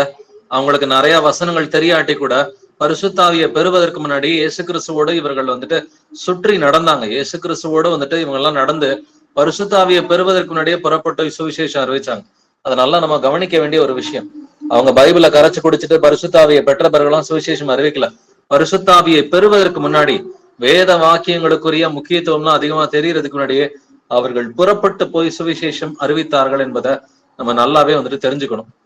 லூக்கா 17ஆம் அதிகாரம் 11வது வசனத்துல, பின்பு அவர் எருசலேமுக்கு பிரயாணம் பண்ணுகையில் அவர் சமாரியா, கலிலேயா என்னும் நாடுகளின் வழியாய் நடந்து போனார். நாடுகள்ன்ற வார்த்தையை வந்து நல்லா கவனிச்சுக்கங்க. சமாரியா, கலிலேயா என்னும் நாடுகளின் வழியாய். சோ அங்க 4 நாடுகளாக அது பிரிக்கப்பட்டிருந்தது இஸ்ரவேல் தேசம். அதுல வந்துட்டு கலிலேயா தனி நாடு, அதே போல யூதேயா சமாரியா தனி நாடாக தான் இருந்துச்சு. சோ அவர் அந்த அளவுக்கு ஒரு நாட்டுக்குள்ள பல பட்டணங்கள் இருக்கும். கலிலேயாவுக்குள்ளார நாசரேத்ன்றது ஒரு சின்னோண்டு பட்டணம் வந்துட்டு. அதே மாதிரி நிறைய பட்டணங்கள் கலிலேயாவுக்குள்ளார இருந்தது. யூதேயாவுக்குள்ளார பெத்லெஹேம் ஒரு பட்டணம், எருசலேம் ஒரு பட்டணம், இதை போன்ற நிறைய பட்டணங்கள் இருக்குது. சோ இயேசு கிறிஸ்து ஒரு பட்டணம் கூட வந்துட்டு விட்டு வைக்காம அவர் எல்லா நாடுகளுக்கும், இஸ்ரவேலுக்குள்ள இருந்த 4 பகுதிகளுக்கும் அவர் சுற்றி திரிந்தார். இப்ப நாம எந்த அளவுக்கு புறப்பட்டு போறோம்? கொஞ்சம் செல்ஃப் சர்ச்சிங் பண்ண வேண்டியது நமக்கு கடமையா இருக்கிறது. நான் எந்த அளவுக்கு புறப்பட்டு போயிருக்கிறேன்? அப்ப நீங்க கடந்த ஒரு வருஷம் ஒழுங்கா புறப்பட்டு போகலையா? கடந்த 6 மாசமா ஒழுங்கா புறப்பட்டு போகலையா? இன்னைக்கு நாம் முடிவெடுக்க வேண்டும். அட்லீஸ்ட் போய் உங்க சொந்தக்காரங்களை பாருங்க, உங்களுடைய நண்பர்களை பாருங்க. யாரை பாக்குறதுன்னு தெரியலையா? அப்ப சும்மா உங்க வீட்டுக்கு வரேன்பா அப்படின்னு சொல்லி புறப்பட்டு போய் யாருக்காவது 4 பேருக்கு போய் ஒரு 4 நிமிஷமாவது வசனத்தை வந்துட்டு சொல்லிட்டு வரணும். அட்லீஸ்ட் ஒரு வசனம் போதும். ஒரு மனிதன் விடுதலை ஆகிறதுக்கு ஒரே ஒரு வசனம். அவங்களுடைய பிரச்சனைக்குரிய வந்துட்டு அது ஏதாவது ஒரு பிரச்சனையில இருப்பாங்க. அதுக்கு தேவையான சொல்யூஷன் ஒரு வசனம், 2 வசனம், 3 வசனத்துல இருக்கும். அந்த 1, 2, 3 வசனம் அதை பிடிச்சுக்கிட்டாங்கனாலே அவங்க ஈஸியா வந்துட்டு விடுதலை ஆயிடுவாங்க. அப்படின்னாக்க எப்படி விடுதலை கிடைக்கும்? அவங்க வந்துட்டு என்னை எப்படி வரவேற்பாங்க? என்னை உட்கார வைப்பாங்களா? என்கிட்ட பேசுவாங்களா? கேட்பாங்களா? கேட்க மாட்டாங்களா? அது எதுவுமே நமக்கு அவசியம் இல்லை. புறப்பட்டு போகணும். புறப்பட்டு போனாக்க கர்த்தர் கிருபை கொடுப்பாரு. உங்கள் நிமித்தம் அங்கே அற்புதங்களும் அடையாளங்களும் நடக்கும். அற்புதம் அடையாளம்னா வியாதி குணமாகிறது மட்டும் இல்ல, கேட்காதால உட்கார்ந்து கர்த்தர் கேட்க வைப்பார். யோவான் 4:43 வசனத்துல 2 நாளைக்கு பின்பு அவர் அவ்விடம் விட்டு புறப்பட்டு கலிலேயாவுக்கு போனார். பேக் அண்ட் ஃபோர்த் நடந்துகிட்டே இருந்தார். எங்க இருந்து எங்க? கலிலேயாவில இருந்து யூதேயாவுக்கு பேக் அண்ட் ஃபோர்த் கர்த்தர் நடந்துகிட்டே வந்துட்டு இருந்தார். சோ நமக்கெல்லாம் இன்னைக்கு கம்ஃபர்டபுளான ஒரு வாழ்க்கையை கர்த்தர் கொடுத்திருக்கிறார். அப்ப இந்த நிலைமையில கூட நம்ம புறப்பட்டு போகலன்னு சொன்னா, நம்ம எல்லாம் 2000 வருஷத்துக்கு முன்னாடி நம்ம பிறந்திருந்தோம்னா, நம்மள சீஷர்களா கர்த்தர் தெரிந்தெடுத்திருந்தாருனாக்க நம்ம எல்லாம் பின்வாங்கியே போயிருந்திருப்போம். கம்ஃபர்டபுளான நிலைமையில கர்த்தர் நம்மள வச்சிருக்கிறார். சோ எல்லாருக்கும் வந்துட்டு ஒரு பைக்கோ ஏதாவது ஒரு வாகனத்தை கர்த்தர் கொடுத்திருக்கிறாரு. ஒண்ணும் இல்லைன்னா பஸ்ல போகலாம், ஆட்டோல போகலாம். கர்த்தர் நம்மள எல்லாத்தையும் வந்துட்டு 2000 வருஷத்துக்கு முன்னாடி கரண்ட் இல்ல, எதுவுமே இல்லை. நிறைய வசதிகள், இன்னைக்கு இருக்கிற வசதிகள் அந்த காலத்துல எல்லாம் எதுவுமே கிடையாது. அப்ப இன்னைக்கெல்லாம் நம்மள அவ்வளவு கம்ஃபர்டபுளான நிலைமையில கர்த்தர் வச்சிருக்கிறாருன்னா, நாம் நன்றியோடு இருக்கிற பிள்ளைகளாய் நம்ம இருக்கணும். இயேசு கிறிஸ்து மட்டும் புறப்பட்டு போகலங்க, சீஷர்கள் எப்படி புறப்பட்டு போனார்கள் என்பதையும் நம்ம வந்துட்டு கவனிச்சு பார்க்கலாம். ரோமர் 10:15 வசனம் வாசிக்கலாம். ரோமன்ஸ் 10:15. அனுப்பப்படாவிட்டால் எப்படி பிரசங்கிப்பார்கள்? சமாதானத்தை கூறி நற்காரியங்களை சுவிசேஷமாய் அறிவிக்கிறவர்களுடைய பாதங்கள் எவ்வளவு அழகானவைகள் என்று எழுதியிருக்கிறதே. ஆமென். அனுப்பப்படாவிட்டால் எப்படி பிரசங்கிப்பார்கள்? சமாதானத்தை கூறி நற்காரியங்களை சுவிசேஷமாய் அறிவிக்கிறவர்களுடைய பாதங்கள் எவ்வளவு அழகானவைகள். நீங்க புறப்பட்டு போனீங்கன்னா உங்களுக்கு வழிய கர்த்தர் ஆயத்தம் பண்ணுவாருங்க. நீங்க புறப்பட்டு போனீங்கன்னா அங்க என்னென்ன நற்கரிகள் நடக்கும் அப்படின்றதுக்கு பைபிள்ல ஒரு எக்ஸாம்பிள் பார்க்கலாம். மார்க் 16:20 வசனம் வாசிக்கலாம். மார்க் 16:20. அவர்கள் புறப்பட்டு போய் எங்கும் பிரசங்கம் பண்ணினார்கள். கர்த்தர் அவர்களுடனே கூட கிரியையை நடப்பித்து அவர்களால் நடந்த அடையாளங்களினாலே வசனத்தை உறுதிப்படுத்தினார். ஆமென். அவர்கள் புறப்பட்டு போய் எங்கும் பிரசங்கம் பண்ணினார்கள். சீஷர்கள் பண்ண வேலை என்னது? புறப்பட்டு போறது, இயேசு கிறிஸ்துவின் கிருபையினால பிரசங்கம் பண்ணது. ஆனா கர்த்தர் என்ன பண்ணாருன்னு பாருங்க. கர்த்தர் அவர்களுடனே கூட கிரியை நடப்பித்து. கிரியை நடப்பிக்கிறது யார் வேலைங்க? கர்த்தருடைய வேலை. உங்களுடைய வேலை புறப்பட்டு போறது மட்டும்தான். புறப்பட்டு போயிட்டீங்கன்னா உங்களை பேச வைக்கிறது கர்த்தருடைய வேலை. உங்களை அவரே பேச வைப்பாரு, பிரசங்கம் பண்ண வைப்பாரு. அது போல அங்க கிரியை நடப்பிக்கிறது கர்த்தருடைய வேலை. கர்த்தர் அவர்களுடனே கூட கிரியை நடப்பித்து அவர்களால் நடந்த அடையாளங்களினாலே வசனத்தை உறுதிப்படுத்தினார். நீங்க போதிக்கிற வசனத்தை கர்த்தர் உறுதிப்படுத்துவாருங்க. உங்களுடைய வேலை கிடையாது. அங்க அற்புதம் வந்துட்டு நடக்குமோ நடக்காதோ சந்தேகம்னா நமக்கு வேணாம். அது நிச்சயமா கர்த்தர் நடத்தி காமிப்பார். இது அவருடைய வேலை. நீங்க கர்த்தருக்காக புறப்பட்டு போறது. எனக்காக ஜீவனை கொடுத்த இயேசு கிறிஸ்து இருக்கிறார், நான் அவருக்காக புறப்பட்டு போவேன். அவர் எனக்காக அடிக்கப்பட்டார், எனக்காக அவர் நொறுக்கப்பட்டார், என்னை நலமாக்கும் தண்டனை அவர் மேல் விழுந்தது. அதனால என்னை அன்பு செய்த இயேசு கிறிஸ்துவுக்கு, எனக்காக ஜீவனை கொடுத்த இயேசு கிறிஸ்து அவர் ஜீவனுள்ள தேவனா, 3ஆம் நாளிலே உயிர் தெழுந்த தேவனா இருக்கிறார். அவருக்காக நான் ஏதாவது ஒண்ணு செய்யணும் அப்படின்னு சொல்லி முடிவெடுத்து நீங்க புறப்பட்டு போனீங்கன்னா, ஒண்ணும் இல்லைன்னா பக்கத்து வீட்டுக்காவது போங்க. உங்க தெருவுல இருக்கிற ஆத்மாக்களுக்கு சுவிசேஷம் அறிவிச்சிருக்கிறீங்களா? உங்களுடைய சொந்தக்காரங்களுக்கு, நண்பர்களுக்கு, உங்களுடைய போன் டைரக்டரியில இருக்கிறவங்களுக்காவது நம்ம அறிவிச்சிருக்கிறோமா? ஒண்ணு அவங்க சுவிசேஷத்தை ஏத்துக்கணும், இல்லாட்டினா என்கிட்ட பேசாதேன்னு சொல்லணும். இதுல 2ல ஏதாவது ஒண்ணு நடக்கிற வரைக்கும் சுவிசேஷம் அறிவிச்சுக்கிட்டே இருக்கணும். ஒண்ணு நம்மளுடைய நண்பர்களோ, பழைய சபையில இருக்கிறவங்க, தெருவுல இருக்கிறவங்க, சொந்தக்காரங்க, போதும் நீ நிப்பாட்டி, நீ பேசுறது எனக்கு பிடிக்கல, இனிமேட்டு என்கிட்ட பைபிளை பத்தி பேசாதுன்னு சொல்லிட்டாங்கன்னா ஒன்னும் பிரச்சனை இல்லை, விட்டுட்டு போயிடலாம். ஏன்னா சமாதானத்தை சொல்லும் பொழுது ஏத்துக்கலனாக்க கர்த்தர் என்ன சொல்றாரு? தூசியை உதறி விட்டுட்டு வந்துருன்னு சொல்லி சொல்றாரு. வேண்டான்னு சொல்லிட்டாங்கன்னா விட்டுடலாம், இல்ல வேண்டான்னு சொல்லலையா அது வரைக்கும் பேசுங்க. சோ நீங்க அப்படி பேசுனீங்கன்னாக்க ஒண்ணு ஒரு கூட்டம் ஏத்துக்கும், ஒரு கூட்டம் வேண்டான்னு சொல்லும்.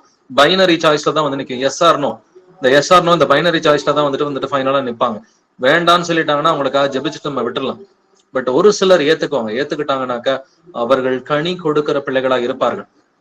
நான் என்னுடைய ஆரம்ப நாள்ல வந்துட்டு என்னுடைய நண்பர்களுக்கு எல்லாம் சுவிசேஷம் அறிவிக்கும் பொழுது அதுல ஒரு சிலர் வந்துட்டு பைபிள பிரசங்கம் பண்றவங்களா மாறுவாங்கன்னு நான் என்னுடைய கனவுலையும் நான் எதிர்பார்க்கல.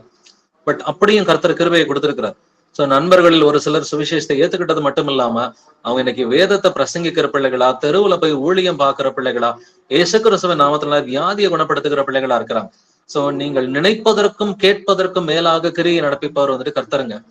புறப்பட்டு போங்க, சுவிசேஷம் அறிவிங்க.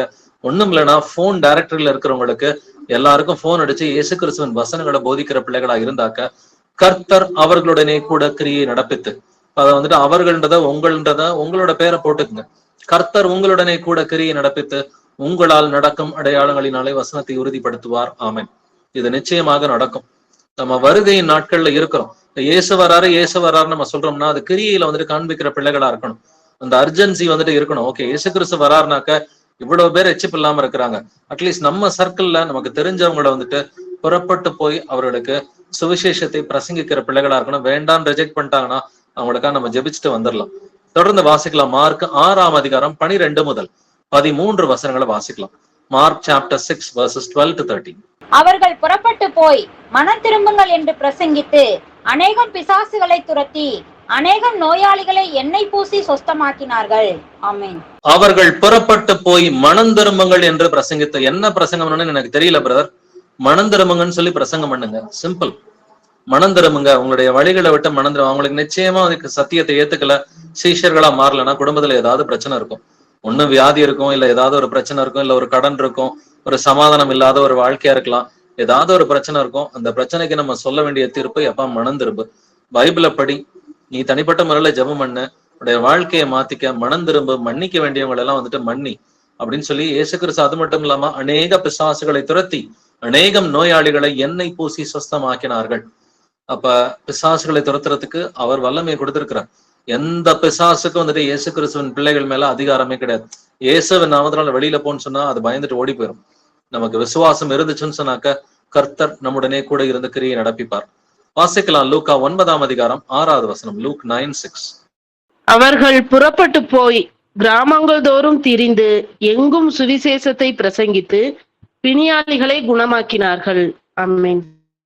அவர்கள் புறப்பட்டு போய் கிராமங்கள் தோறும் திரிந்து எங்கும் சுவிசேஷ வசனத்தை பிரசங்கித்துன்னு சொல்லி எழுதியிருக்கு.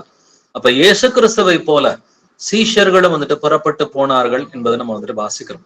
பிணியாளிகளை குணமாக்கினார்கள். பரிசுத்தாவி வருவதற்கு முன்னாடியே நல்லா தெரிஞ்சுக்குங்க, பரிசுத்தாவி அவர்கள் பெறுவதற்கு முன்னாடியே இயேசுவின் நாமத்தை சொல்லி நம்ம சுகமாக்க முடியும். அதான் வேதம் சொல்லுது. இன்னைக்குமே ஞானஸ்நானம் எடுக்காதவங்களுக்கு நீங்க சொல்லி கொடுக்கலாம். ஞானஸ்நானம் எடுக்கலைன்னா கூட இயேசுவை நம்பினாங்கன்னா, அவங்க கை வச்சாங்கன்னா வியாதி குணமாகும். இதுக்கு ஞானஸ்நானம் எடுக்கின்ற கட்டாயம் எல்லாம் கிடையாது. இயேசுவை விசுவாசிச்சாலே போதும். ஏன்னா விசுவாசம் முதல்ல வரும், பிறகுதான் ஞானஸ்நானம் எடுப்பாங்க. விசுவாசம் வந்த பிறகுதான் ஞானஸ்நானம் எடுப்பாங்க. அதனால ஞானஸ்நானம் எடுக்காட்டி கூட பரவாயில்ல, நீ இயேசுவை நம்பு. நீ இயேசுவை நம்பி நீ கை வச்சனா உன் வீட்டுல வியாதிகள் குணமாகும். பாக்குற எல்லாருக்கும் சொல்லிக் கொடுங்க. உன் குடும்பத்துல உன்னோட மனைவிக்கு பிரச்சனையா கை வச்சு ஜெபம் பண்ணுவோம். பிள்ளைகளுக்கு பிரச்சனையா கை வச்சு ஜெபம் பண்ணு. கணவருக்கு பிரச்சனையா கை வச்சு ஜெபம் பண்ணுங்க. இயேசுவின் நாமத்தினால பாவங்களை அறிக்கை பண்ணிட்டு மன்னிக்க வேண்டியவங்களை மன்னிச்சுட்டு இயேசுவின் நாமத்தினால வியாதியை வெளியில போன்னு சொன்னா நிச்சயமாக அது வெளியில போகும். விடுதலை இருந்துச்சுனாக்க வசனம் பலன் கொடுக்கும். ஏன்னா விதைக்கிறவன் வசனத்தை விதைக்கிறான் என்று வேதம் சொல்கிறது. அப்ப மார்க் 4ஆம் அதிகாரம் 3வது வசனத்துல கேளுங்கள், விதைக்கிறவன் ஒருவன் விதைக்க புறப்பட்டான். நம்ம போறது எதுக்காக? விதைக்கிறதுக்காக போறோம். அப்ப அந்த அறுவடை என்பது 2ஆம் வருகையின் காலகட்டத்துல நமக்கு தெரியும். என்ன அறுவடை நடந்திருக்குது? நீங்க எதிர்பார்க்காத ஆட்கள்லாம் சுவிசேஷம் எதிர்ப்பாங்க. யார்கிட்டயாவது போய் ஒரு 5 நிமிஷம் 10 நிமிஷம் வசனத்தை பேசியிருப்பீங்க. ஆச்சரியமா 2ஆம் வருகையில வந்துட்டு உங்களுக்கு தெரிய வரும், அந்த நபர் பின்னாடி பைபிள் படித்து அவர் வந்துட்டு ரட்சிக்கப்பட்டாருன்றதை வந்துட்டு நமக்கு வந்துட்டு நியாய தீர்ப்பு நாள்ல தான் கண்டுபிடிக்க முடியும். நமக்கு நம்பர்ஸ் எல்லாம் தேவையில்லைங்க. நமக்கு ரிசல்ட்டோ நம்பர்ஸோ தேவையில்லை. கர்த்தர் உங்களுடைய எஃபர்ட்டை தான் பாக்குறார். உலகம் மனிதர்கள் வந்துட்டு மாம்சத்துல என்னத்தை பார்ப்பாங்க? ரிசல்ட்டை பார்ப்பாங்க. நீ எத்தனை ஆத்மா கூட்டிட்டு வந்தன்னு சபைகள்ல கேட்பாங்க. எத்தனை ஆத்மா கூட்டிட்டு வந்த இது வந்துட்டு முக்கியம் இல்லை. எத்தனை பேருக்கு போய் அறிவிச்சோம் அதுதான் முக்கியமானது. நீங்க போய் 100 பேருக்கு 1000 பேருக்கு அறிவிச்சீங்கன்னா ரிசல்ட் will automatically come. கர்த்தர் உங்களுடனே கூட இருந்து கிரியை நடப்பிப்பார் என்ற வேதம் சொல்கிறது. ரிசல்ட் வந்துட்டு கர்த்தருக்கு முக்கியமே இல்லை. நீங்க வைராக்கியமா புறப்பட்டு போனீங்கன்னா அவர் உங்களுக்கு ரிசல்ட்டை வந்துட்டு கொடுப்பார். இன்னைக்கு திருச்சியில ஒரு சில சகோதரர்கள் நல்ல ஆக்டிவா வந்துட்டு கர்த்தருக்காக புறப்பட்டு போறாங்க. புறப்பட்டு போகும் பொழுது ரிசல்ட்டை நாங்க கண்ணால வந்துட்டு பாக்குறோம். ரிசல்ட்டுக்காக நம்ம புறப்பட்டு போக வேணும். கர்த்தர் மேல இருக்கிற அன்புல புறப்பட்டு போனோம் அப்படின்னு சொன்னாக்க, கர்த்தர் மேல இருக்கிற வைராக்கியத்துல நம்ம வந்துட்டு அந்த பயபக்தியில நம்ம புறப்பட்டு போனாக்கா ஆட்டோமேட்டிக்கா ரிசல்ட்டை கர்த்தர் கொடுப்பார். மத்தேயு 9ஆம் அதிகாரம் 31வது வசனம் வாசிக்கலாம். Matthew 9:31. அவர்களோ புறப்பட்டு அத்தேசம் எங்கும் அவருடைய கீர்த்தியை பிரசித்தம் பண்ணினார்கள். ஆமென்.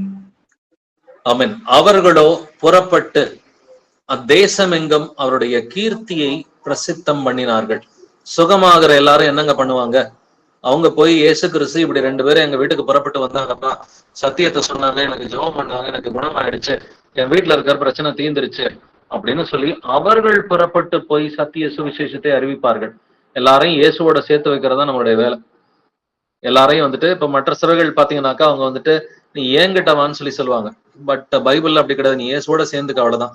இருக்கிற இடத்துல இருந்து கர்த்தரை வந்துட்டு இங்க வந்தா வேணா ட்ரைனிங் கொடுக்குறோம், ஒரு 6 மாசம் 1 வருஷம் ட்ரைனிங் கொடுக்குறோம், கத்துக்கிட்டு நீங்க புறப்பட்டு போங்க, புறப்பட்டு போய் வந்துட்டு கர்த்தருக்கு உண்மையா இருங்க, உங்க வீட்டுல ஒரு வீட்டு கொடுகையை தொடங்குங்கன்னு சொல்லி வந்துட்டு சீஷர்கள் ஆங்காங்கே 5 பேர் 10 பேர் 20 பேர்னு சொல்லி கூடுகிற பிள்ளைகளாய் நாம் இருக்க வேண்டும். இதைத்தான் கர்த்தர் நம்மிடம் எதிர்பார்க்கிறார். வந்துட்டு அவர் ஒரு பிரம்மாண்டமான ஒரு பெரிய சபையை கட்டுறது, இதெல்லாம் அநேக கள்ள போதர்கள் பேசிட்டு இருக்கிறாங்க. அதெல்லாம் கர்த்தருக்கு வந்துட்டு பிரியம் இல்ல. நீங்க ரொம்ப சிம்பிள் மைண்டடா திங்க் பண்ணாலே போதுங்க. பைபிள்ல ரொம்ப சிம்பிள் மைண்டடா திங்க் பண்ணவங்களுக்கு கர்த்தர் பெரிய கிருபையை கொடுத்திருக்கிறார். ஒரு சில சகோதரிகள் ரொம்ப சிம்பிள் மைண்டடா கர்த்தர் மேல வைத்த அன்பு இருக்கு. அவர் கொடுத்த வந்துட்டு அந்த பிரதிபலன் என்னன்றதை பார்க்கலாம். மத்தேயு 28 8வது வசனம் வாசிக்கலாம். மத்தேயு 28:8.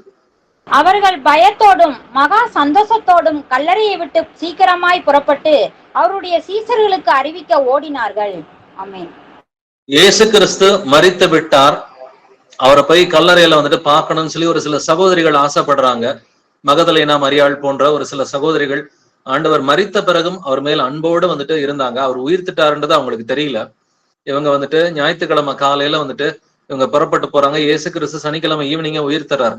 அது அவங்களுக்கு தெரியாது. ஏன்னா சனிக்கிழமை ஈவினிங் முதற் பலன்களின் பண்டிகை ஆரம்பிச்சிருச்சு. பட் அந்த சிம்பிளான ஒரு அன்புங்க, கர்த்தர் மேல வந்துட்டு ஒரு சிம்பிளிஸ்டிக் லவ். அவர்கள் பயத்தோடும் மகா சந்தோஷத்தோடும் கல்லறை விட்டு சீக்கிரமாய் புறப்பட்டு வந்தாங்க. அவங்களுக்கு தான் கர்த்தர் முதல்ல காட்சி கொடுக்கிறார். அந்த சகோதரிகளுக்கு இயேசு கிறிஸ்துவின் மேல வந்துட்டு அன்பு வைத்திருந்த சகோதரிகள், ஐயோ நான் ஒரு சகோதரியா இருக்கிறேன், என்னால என்ன பண்ண முடியும் அப்படின்னு நீங்க நினைக்க வேண்டாம். நீங்க வந்துட்டு கர்த்தர் மேல உண்மையான அன்போட இருந்தாக்க பெரிய கிருபைய ஒரு சில சகோதரிகளுக்கு கர்த்தர் கொடுத்திருக்கிறார். அதனால நீங்க யாரா இருந்தாலும் வந்துட்டு எனக்கு எதுவும் தெரியாதுன்னு சொல்லி நினைக்க வேணாம். கர்த்தர் மேல அன்பு இருந்தாலே போதுமானது. 4 வசனம் தெரியுதா? கர்த்தர் மேல நல்ல அளவு கடந்த அன்பு இருக்குதா? இருந்துச்சுனாக்கா புறப்பட்டு போங்க. கர்த்தர் வந்துட்டு யாருக்கும் கொடுக்காத ஸ்லாக்கியத்தை இந்த சகோதரர்களுக்கு கொடுத்தது போல அவர் நம்ம எல்லோருக்குமே கொடுக்கறதுக்கு வந்துட்டு ரெடியா தான் இருக்கிறார். பட் நாம ரெடியா இருக்கிறோமா? புறப்பட்டு போறதுக்கு நம்ம ரெடியா இருக்கிறோமா? நான் எனக்கு ரொம்ப ஷையா ஃபீல் பண்ணுவேன் பிரதர். எனக்கெல்லாம் இப்படி எல்லாம் தெரியாத ஆட்கள்கிட்ட எல்லாம் பேசி பழக்கம் இல்லை. முதல்ல தெரிஞ்ச ஆட்கள்கிட்ட பேசுங்க. தெரிஞ்ச ஆட்கள்கிட்ட பேசினீங்கன்னா தெரியாத ஆட்கள்கிட்ட எப்படி பேசுறதுன்ற ஞானத்தை கர்த்தரே கொடுப்பார். இப்படி நம்முடைய சகோதரர்களே இன்னைக்கு பிரசங்கம் பண்றவங்களே வந்துட்டு ரொம்ப ஷையா எக்ஸ்ட்ரீம்லி இன்ட்ரோவர்டா இருந்த சகோதரர்கள் நான் உள்பட நிறைய பேர் வந்துட்டு இருக்கிறோம். எனக்கு பேச தெரியாது, எனக்கு யாரையும் தெரியாது, இப்படி சொன்னவங்க எல்லாம் நிறைய பேர் இருக்கிறாங்க. இன்னைக்கு கர்த்தர் அவங்களெல்லாம் எடுத்து அற்புதமா பயன்படுத்திட்டு இருக்கிறார். முதல் காரியம், நீங்க வசனத்தை வீட்டுல பேசுறீங்களா? இதை உங்களை நீங்களே நிதானிச்சு பாருங்க. உங்களுடைய கணவன்கிட்ட, மனைவிட்ட, பிள்ளைகள்கிட்ட, அப்பா கிட்ட, அம்மா கிட்ட, அண்ணன் தம்பி கிட்ட வந்துட்டு பைபிளை பத்தி பேசுறீங்களா? பிரச்சனை அங்கதான் இருக்கும். நம்ம வெளியில ஏன் புறப்பட்டு போய் அறிவிக்கலைனாக்க வீட்டுக்குள்ளார பைபிளை பத்தி பேசுறோமா? வீட்டுக்குள்ளார வந்துட்டு குடும்பத்துல பைபிளை பத்தி பேசினாதான் பக்கத்து வீட்டுல பேச முடியும், எய்த்த வீட்டுல பேச முடியும், சொந்தக்காரங்க நண்பர்கள்ட்ட பேச முடியும். சோ ஃபர்ஸ்ட் லெவல் குடும்பத்துல வசனத்துல வந்துட்டு பேசுங்க.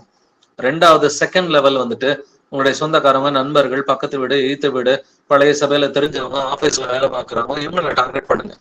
தேர்டா வந்துட்டு ஃபைனலா யாருன்னே தெரியாதவங்களா இருந்தாலும் கர்த்தர் வந்துட்டு அவங்களுக்கு சுவிசேஷம் அறிவிக்கிறதுக்கு கிருபையை கொடுப்பார். அப்படின்னா முதல்ல குடும்பத்துல நம்ம வசனத்தை குறிச்சு பேசுறோமா? கணவன்கிட்ட, மனைவிட்ட, பிள்ளைகளுக்கு வசனத்தை நீங்க சொல்லி கொடுக்குறீங்களா? வீட்டுல ஒரு பைபிள் ஸ்டடி பண்றீங்களா? இதுதான் அடிப்படையானது. வீட்டுல பைபிள் ஸ்டடி எல்லாம் நடக்கல, வசனத்தை குறிச்சு வந்து டிஸ்கஷன் இல்லைன்னு சொன்னாக்க வெளியில புறப்பட்டு போய் யாராவது கேள்வி கேட்டாங்கன்னா என்ன பதில் சொல்றதுன்னு தெரியாதுங்க. ஓப்பனா சொல்றேன், வீட்டுல நீங்க வசனத்தை பத்தி பேசும் பொழுது யாராவது கேள்வி கேட்பாங்க, அதுக்கு நீங்க ஆன்சர் கண்டுபிடிக்கும் பொழுது அதே கேள்வியை தான் நிறைய நேரம் வெளியிலையும் கேட்பாங்க. அப்ப வீட்டுல பைபிள் ஸ்டடி நடக்குதா? வீட்டுல பைபிளை பத்தி பேசுறீங்களா? இல்ல வீட்டுல கூச்சப்படுறீங்களா? அப்ப வீட்டுல கூச்சப்பட்டோம்னு சொன்னாக்க வெளியில எல்லாம் கர்த்தர் உங்களை பயன்படுத்தவே மாட்டார். கொஞ்சத்துல உண்மையா இருந்தாதான் அதிகத்துல அதிகாரி ஆக்குவேன்னு கர்த்தர் சொல்லி இருக்கிறார்.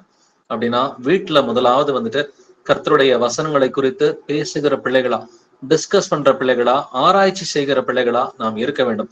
அப்படி செஞ்சீங்கன்னாக்க பெரோயா நகரத்து ஜனங்களை போல உங்களை நற்குணசாலிகள் என்று சொல்லி கர்த்தர் உங்களை மெச்சிக்குவாரு, பயன்படுத்துவார். வீட்டுல வசனங்களை குறிச்சு பேசுறதுக்கு தயங்காதீங்க. கணவன்கிட்ட, மனைவிட்ட, பிள்ளைகள்கிட்ட வந்துட்டு வசனங்களை குறித்து பேசுவதற்கு தயங்காமல் ஒரு 5 நிமிஷம், 10 நிமிஷம், 1/4 மணி நேரம், 20 நிமிஷம் சொல்லி ஸ்டார்ட் பண்ணீங்கன்னா அது பின்னாடி 1/2 மணி நேரம், 1 மணி நேரம்னு சொல்லி நேரம் ஓடுறதே தெரியாது. ரொம்ப சந்தோஷமான ஒரு நேரமா இருக்கும். அந்த பைபிள் ஸ்டடி பண்ற அந்த டைம் வந்துட்டு பாத்தீங்கன்னா ரொம்ப ரொம்ப ஒரு சந்தோஷமான ஒரு டைமா, ஆசீர்வாதமான டைமா. அந்த டைம்ல தான் ஒரு கணவனுக்கு மனைவிக்கு ஒன் மைண்ட் வருதுங்க. ஒன் மைண்ட் இல்லைன்னு நிறைய பேர் சொல்லிட்டு இருக்கிறாங்க. ஒன் மைண்ட் வரதே நீங்க பைபிள் ஸ்டடி பண்றப்பதான் ஒன் மைண்ட் உங்களுக்கு வரும். நீங்க குடும்பமா உட்காந்து ஜெபிக்கிறப்பதான் உங்களுக்கு கர்த்தர் வந்துட்டு ஒன் மைண்ட கொடுப்பார். ஒரே மாதிரி ஜெபிக்கிறதுக்கும் ஒரே மாதிரி வசனங்களை புரிந்து கொள்வதற்கும் கர்த்தர் நடுவுல இருந்தாதான் ஒன் மைண்ட் வரும். கணவனுக்கும் மனைவிக்கும் நடுவுல உனக்கும் உன் இளவயதின் மனைவிக்கும் கர்த்தர் சாட்சியா இருக்கிறார் என்று வேதம் சொல்கிறது. அப்ப நடுவுல கர்த்தர் இருந்தார்னா, கணவன் மனைவிக்கு நடுவுல கர்த்தர் இருந்தார்னாக்க ஒன் மைண்ட் நிச்சயமா வந்துட்டு வரும். வீட்டுக்குள்ளார வசனங்களை பேசுனீங்கன்னா கணவன், மனைவி, பிள்ளைகள், அக்கா, தங்கச்சி, அண்ணன், தம்பி, அப்பா, அம்மா, மாமனார், மாமியார், இப்படி நீங்க பேசிக்கிட்டீங்கன்னாக்க வெளியில கர்த்தர் உங்களை பயன்படுத்துவாரு. வெளியில சொந்தக்காரவங்க, நண்பர்கள் மத்தியில கம்ஃபர்டபுளா பேச ஆரம்பிச்சிட்டீங்கன்னாக்க அடுத்து யாருன்னே தெரியாதவங்கள்ட்டையும் பேசுவீங்க. இந்த 3 இடத்துல நீங்க பேச ஆரம்பிச்சீங்கன்னா கர்த்தர் உங்களை சபைக்குள்ளர பயன்படுத்துவார். இந்த 3 இடத்துலயும் ஃபர்ஸ்ட் குடும்பம், 2வது சொந்தக்காரங்க, நண்பர்கள், நோன் சர்க்கிள், 3வது தெரியாதவர்கள். இந்த 3 இடத்துலயும் நீங்க கம்ஃபர்டபுளா பிரசங்கம் பண்றீங்க அப்படின்னு சொன்னாக்க ஃபைனலா கர்த்தர் சபைக்குள்ளார உங்களுக்கு ஒரு அங்கீகாரம் கொடுத்து சபையிலே வந்துட்டு சகோதரர்களை பிரசங்கம் பண்றதுக்கு அவரே கூப்பிடுவார். ஏன்னா இது 3 நீங்க கம்ஃபர்டபுளா பண்ணும் பொழுது இந்த குடும்பங்கள் எல்லாமே விடுதலை ஆயிடுங்க. இன்னமும் விடுதலை இல்லைனாக்கா முதல்ல நம்ம வீட்டுக்குள்ளார வசனத்தை பேசலன்னு சொல்லி அர்த்தம். இன்னைக்கும் நமக்கு விடுதலை இல்லாம இருக்கிறோம்னா வீட்டுக்குள்ளார நம்ம வசனங்களை பத்தி, வீட்டுக்குள்ளார ஃபேமிலி பைபிள் ஸ்டடி நடக்கலன்னு சொல்லி அர்த்தம். வீட்டுக்குள்ளார பைபிளை பத்தி வந்துட்டு பெற்றோர் பிள்ளைகளுக்கு போதிக்கலன்னு சொல்லி அர்த்தம். முதல்ல வீட்டுல வசனங்களை கம்ஃபர்டபுளா பேசுங்க. சுவிசேஷம் அறிவிக்கின்றது ஏதோ வானத்திலிருந்து வருகிற காரியம் அல்ல. அந்த வார்த்தை உன்னுடைய இருதயத்திலையும் உன்னுடைய நாவலையும் தான் இருக்குன்னு சொல்லி கர்த்தர் சொல்லி இருக்கிறார். அப்படின்னா நம்முடைய இருதயத்துல கர்த்தர் இருக்கிறாரு. அதை வந்துட்டு விசுவாசித்தேன் ஆகையால் பேசினேன் என்று வேதம் சொல்கிறது. அப்ப புறப்பட்டு போங்கள் என்று கர்த்தர் நமக்கு ஒரு கட்டளையாக கொடுத்திருக்கிறார். புறப்பட்டு போய் சகல ஜாதிகளையும் சீஷராக்குங்கள். ஒண்ணும் இல்லைங்க, ஒரு வருஷத்துக்கு ஒரே ஒரு நபரை வந்துட்டு இயேசுக்குள்ளார கொண்டு வாங்க, அது போதுங்க. ஒரு வருஷத்துக்கு இப்ப இந்த 2025 இப்ப 9 மாசம் முடிஞ்சிருச்சு. இன்னொரு அப்ராக்சிமேட்லி 3 மாசம் இருக்குது. அக்டோபர், நவம்பர், டிசம்பர், இது வரைக்கும் நீங்க ஒரு ஆத்மா கூட பிடிக்கலையா, ஒன்னும் பிரச்சனை இல்லை. 3 மாசம் டைம் இருக்கு. ஒரே ஒரு ஆத்மாவை கிறிஸ்துவுக்குள்ளார கொண்டு வாங்க, அது போதுமானது. ஒரு வருஷத்துக்கு ஒரு ஆத்மா, உங்களை போல இன்னும் ஒரு ஆத்மாவை கர்த்தருக்குள்ளார கொண்டு வாங்க. அது மட்டும் டார்கெட்டா இருந்துச்சுனாலே நமக்கு போதுமானது. நீங்க ஒருத்தர்னு நினைப்பீங்க, கர்த்தர் பின்னாடி வந்துட்டு 5 பேரு, 10 பேரு, 20 பேருன்ற மாதிரி அதிக கிருபையை அவர் கொடுப்பார். நீங்க மட்டும் விடுதலை ஆனா போதுமா? நான் மட்டும் விடுதலை ஆனா போதுமா? நம்முடைய குடும்பங்கள் மட்டும் ரட்சிக்கப்பட்டா போதுமா? பத்தாது. அதனாலதான் கர்த்தர் வந்துட்டு புறப்பட்டு போங்கன்றாரு. நாமும் சகோதர சகோதரிகளுக்கு நாம் ஜீவனை கொடுக்க கடனாளிகளா இருக்கிறோம் என்று வேதம் சொல்கிறது.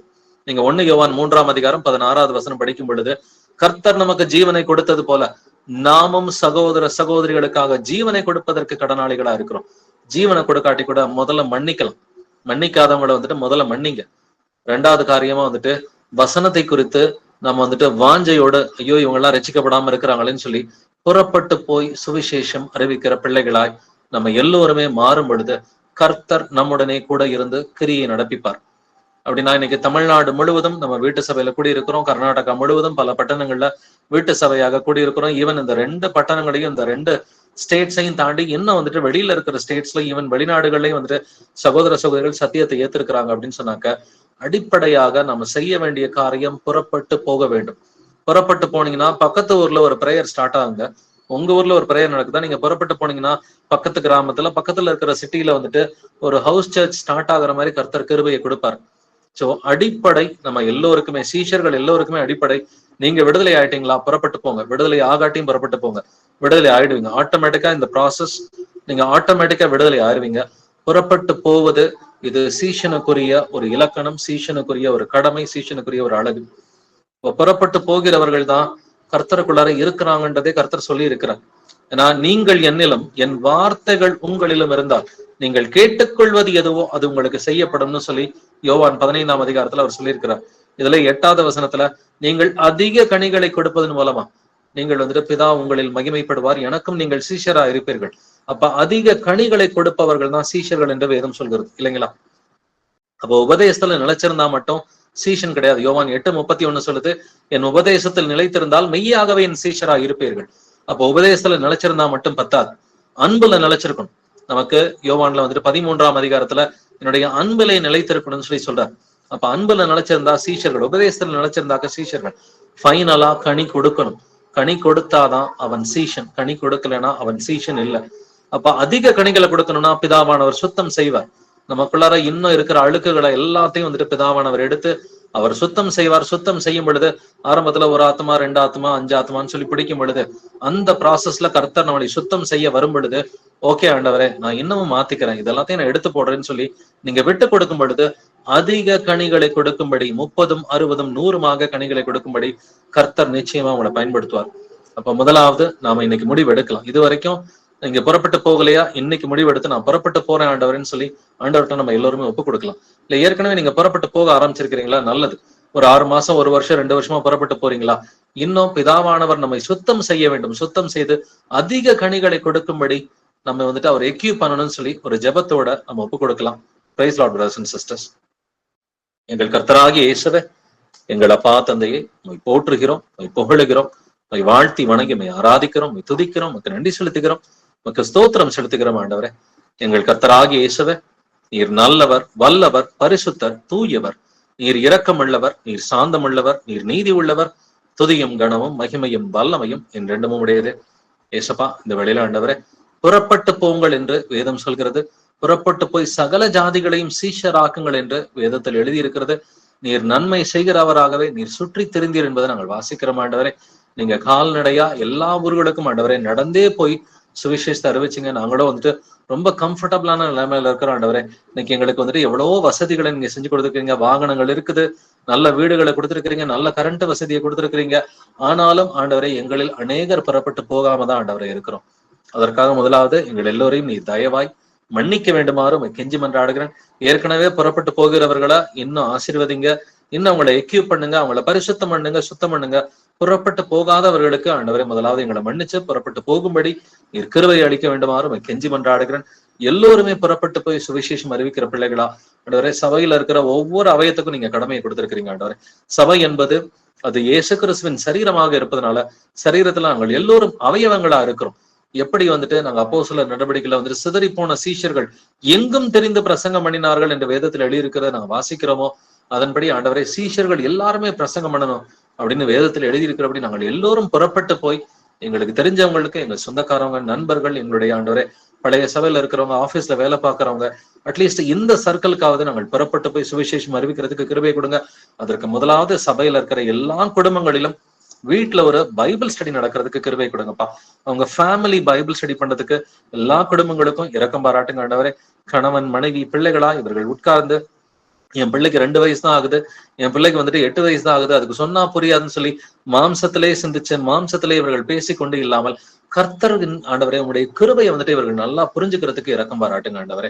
ஆண்டவரே, என்னுடைய பிள்ளைக்கு வந்துட்டு ஆண்டவரே சாமுவேல் தீர்க்கதரிசிக்கு நீங்க சிறு வயதிலே நீங்க பேசுனீங்க ஆண்டவரே. வயதான ஏலி கிட்ட பேசாம ஆண்டவரே சிறுவனாகிய சாமுவேல்கிட்ட பேசுனீங்க. என்னுடைய பிள்ளைக்கு நான் வந்துட்டு வேதத்தை சொல்லி கொடுத்தா அதுக்கு நிச்சயமா புரியும். பிரச்சனை என்கிட்ட தான் இருக்குதுன்றதை வந்துட்டு அப்பா அம்மாக்கள் நன்றாக புரிந்தவர்களா வீட்டுல பிள்ளைகளையும் ஆண்டவரே கணவன் மனைவியோட இவர்கள் உட்கார்ந்து ஆண்டவரே குடும்பமாக ஆண்டவரே ஃபேமிலியா அப்பா அம்மா மாமனார் மாமியார் யார் இருந்தாலும் எல்லாரோடும் சேர்ந்து ஒரு பைபிள் ஸ்டடி பண்றதுக்கு இரக்கம் பாராட்டுங்க. அதற்காக ஒவ்வொரு குடும்பங்களையும் இயேசு கிறிஸ்துவின் நாமத்தால ஆசீர்வதிக்கிறேன். முதலாவது குடும்பத்துல கம்ஃபர்டபுளா வசனங்களை பேசுகிற பிள்ளைகளா, 2வதாக ஆண்டவரே எங்களுக்கு தெரிஞ்ச சர்க்கிள்ஸ்ல வந்துட்டு சுவிசேஷம் அறிவிக்கிறதுக்கு இரக்கம் பாராட்டுங்க. பேசும் பொழுது ஆவியானவரை நீங்க பேசுங்க ஆண்டவரே. எங்களுக்கு என்ன பேசுறதுன்ற ஞானம் எங்களுக்கு இல்ல. எங்களில் அநேகர் நாங்கள் ஆண்டவரே மந்த புத்தி உள்ளவர்களா இருக்கிற ஆண்டவரே, எங்களுக்கு எப்படி பேசுவது என்பது எங்களுக்கு தெரியாது. ஆனாலும் நீங்க எங்களுக்கு வாக்குறுதி கொடுத்திருக்கிறீங்க. பேசுபவர்கள் நீங்கள் அல்ல, பிதாவின் ஆவியானவரை உங்களிருந்து பேசுகிறார் என்ற வேதத்தில் எழுதியிருக்கிறது. ஆவியானவரை நீங்க பேசுங்க. உங்களுடைய பிள்ளைகள் மத்தியிலிருந்து நீங்க பேசுங்க. உங்க பிள்ளைகளோட இருதயத்திலிருந்து நீங்க பேசுங்க. உங்களுடைய பிள்ளைகளுடைய கைகளினாலே அற்புதங்களையும் அடையாளங்களையும் நீர்தாமே செய்ய வேண்டுமாறும் கெஞ்சி மன்றாடுகிற ஆண்டவரே. மார்க் 16ஆம் அதிகாரத்தில் அவர்கள் புறப்பட்டு போய் எங்கும் தெரிந்து பிரசங்கம் பண்ணினார்கள் என்று வேதம் சொல்கிறது. கர்த்தர் அவர்களுடனே கூட இருந்து கிரியை நடப்பித்தார் என்று எழுதியிருக்கிறபடி கர்த்தராகிய இயேசுவே நீர் உடைய பிள்ளைகளோட கூட இருந்து கிரியை நடப்பிக்க வேண்டுமாறும் கெஞ்சி மன்றாடுகிறேன். அதற்காக ஆண்டவரே ஒவ்வொரு சபையில இருக்கிற ஒவ்வொரு குடும்பங்களையும் இயேசு கிறிஸ்துவின் நாமத்தினால் நாங்கள் ஆசீர்வதிக்கிறோம். தமிழ்நாடு சபைகள்ல, கர்நாடகா சபைகள்ல, இன்னும் வெளியில இருக்கிற சீஷர்கள் மத்தியில ஒவ்வொரு குடும்பத்திலையும் இவர்கள் வீட்டுல பைபிள் ஸ்டடி பண்ணி, ஃபேமிலி பிரேயர் பண்ணி, இண்டிவிஜுவலா வேதத்தை ஆராய்ந்து பார்த்து, இண்டிவிஜுவலா வசனங்களை தியானிக்கிற பிள்ளைகளா வந்துட்டு புறப்பட்டு போய் ஆண்டவரை ஹாஸ்பிட்டல் விசிட்டுக்கோ, வியாதியஸ்தர்களை சந்திச்சோ, எப்படி ஆகிலும் ஆண்டவரை நம்முடைய வருகைக்கு முன்னாடி நாங்க ஒரு 4 ஆத்மா 10 ஆத்மா ஆண்டவரை 30 60 100 நாங்கள் பலன் கொடுப்பதற்கு எங்களுக்கு இரக்கம் பாராட்டுங்க. ஒவ்வொரு அவயமும் சபையில இருக்கிற ஒவ்வொரு அவயமும் புறப்பட்டு போய் 30 60 100 கனி கொடுக்கத்தக்கதாக சபையில இருக்கிற ஒவ்வொரு ஆத்மாவையும் இயேசு கிறிஸ்துவின் நாமத்தினாலே ஆசீர்வதிக்கிறேன். இவ்வாறு உலகம் முழுவதும் இருக்கிற உண்மை கிறிஸ்தவர்களை இயேசு கிறிஸ்துவின் நாமத்தினால் நாங்கள் ஆசீர்வதிக்கிறோம். உடைய வருகைக்கு முன்னாடி அநேகரை நாங்கள் அக்கினியிலிருந்து இழுத்து விடுவதற்கு எங்களுக்கு இரக்கம் பாராட்டுங்கப்பா. எங்கள் கர்த்தராகிய இயேசுவுடைய வருகை நெருங்கி கொண்டிருக்கிற இந்த வேளையில நாங்கள் எல்லோரும் பரிசுத்தம் உள்ளவர்களா இருப்பதற்கு எங்களுக்கு இரக்கம் பாராட்டுங்க. உடைய வருகைக்கு முன்னாடி எங்களை பரிசுத்தம் பண்ணுங்க, எங்களை சீர்படுத்துங்க, எங்களை ஸ்திரப்படுத்துங்க, எங்களை பலப்படுத்துங்க. துதிகன மகிமையெல்லாம் இயேசுவின் ஒருவருக்கே உண்டாவதாக. இந்த ஜெபங்களை என்னுடைய கர்த்தராகிய இயேசு கிறிஸ்துவின் மகா பரிசுத்த நாமத்தினால் ஏறெடுக்கிறேன். ஜீவனுள்ள எங்கள் நல்ல பிதாவே, ஆமேன் ஆமேன். சகோதரன் பீட்டர் கோயம்புத்தூர்ல இருக்கிறாரு. அவர் இன்னைக்கு உடம்பு முடியாம ஹாஸ்பிட்டல்ல அட்மிட் ஆயிருக்கிறாரு. அவருக்கு ஸ்ட்ரோக் வந்திருக்குன்னு சொல்லி அங்க இருக்கிற பிரதர்ஸ் சிஸ்டர் சொன்னாங்க. நம்ம அவருக்காக நம்ம எல்லாருமே நல்லா ஜெபிச்சுக்கலாம். சகோதரன் பீட்டர், அவங்க மனைவி வந்துட்டு செல்வி, அவங்க பிள்ளைங்க இருக்கிறாங்க. உங்க சபையார் எல்லாரும் வந்துட்டு அவருக்காக அங்க ஹாஸ்பிட்டல்ல போய் வந்துட்டு ஜெபிச்சுக்கிட்டு இருக்கிறாங்க. எல்லாருமே உங்களுடைய பிரைவேட் பிரேயர்ஸ்ல ஞாபகம் வச்சுக்கோங்க. சகோதரர் பீட்டருக்காக நம்ம எல்லோருமே வந்துட்டு ஜெபிக்கலாம். இப்போ ஒரு சின்ன ஜெபத்தோட நம்ம நிறைவு செய்யலாம். சகோதரன் பீட்டருக்காக ஜெபம் செய்து, எங்கள் கர்த்தராகிய இயேசுவே, சகோதரன் பீட்டரை நாங்கள் இயேசு கிறிஸ்துவின் நாமத்தினால் ஆசீர்வதிக்கிறோம் ஆண்டவரே.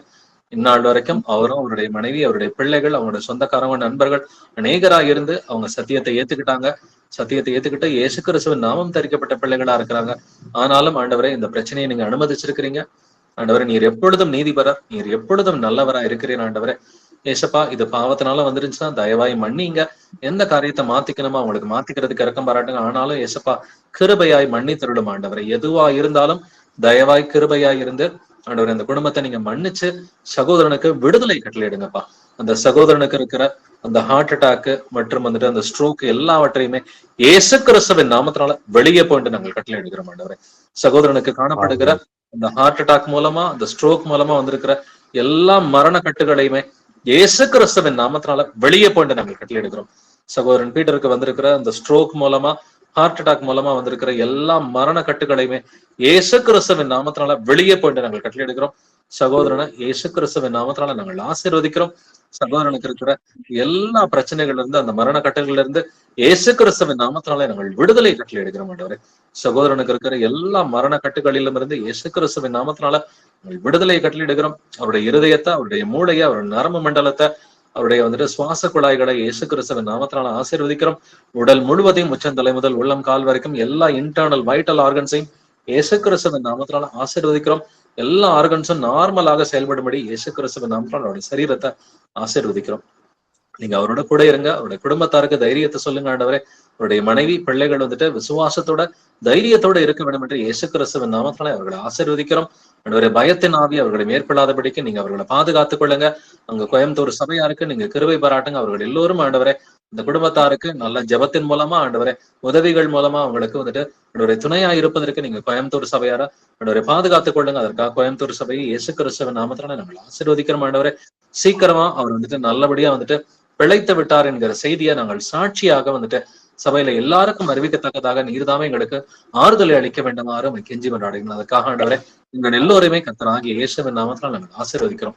நீங்க எங்களுக்கு கிருபை பாராட்டுங்க. எங்களுக்கு வந்துட்டு ஆறுதலுக்குரிய செய்தியை வந்துட்டு அந்த குடும்பத்திலிருந்து எங்களுக்கு நீர் தர வேண்டுமாறு கெஞ்சி கொண்டாடுங்க. டாக்டர்கள் சொன்ன எல்லா நெகட்டிவான ஆண்டவரை வார்த்தைகளையும் இயேசுவின் நாமத்தினால கேன்சல் பண்றோம். டாக்டர்களோ மற்ற யாரா இருந்தாலும் அவரை குறித்து பேசிய எல்லா நெகட்டிவான வார்த்தைகளையும், நெகட்டிவ் ரிப்போர்ட்ஸை இயேசு கிறிஸ்துவின் நாமத்தினால நாங்க கேன்சல் பண்றோம். இயேசு கிறிஸ்துவின் நாமத்தினால அவருக்கு ஜீவனை நாங்கள் செலுத்துகிறோம் ஆண்டவரே. நான் பிழைக்கிறது போல நீங்களும் பிழைப்பீர்கள் என்று வேதம் சொல்கிறது. இயேசு கிறிஸ்துவை நீர் பிழைக்கிறது போல சகோதரன் பிழைத்திருப்பார் என்பதை நாங்கள் விசுவாசித்து அறிக்கை செய்கிறோம். துதிகன மகிமை எல்லாம் இயேசுவே ஒருவருக்கே உண்டாவதாக. ஜெபங்களை என்னுடைய கர்த்தராகிய இயேசு கிறிஸ்துவின் மகா பரிசுத்த நாமத்தினால் ஏறெடுக்கிறேன். ஜீவனுள்ள எங்கள் நல்ல பிதாவே. ஆமென், ஆமென். Praise God, brothers and sisters.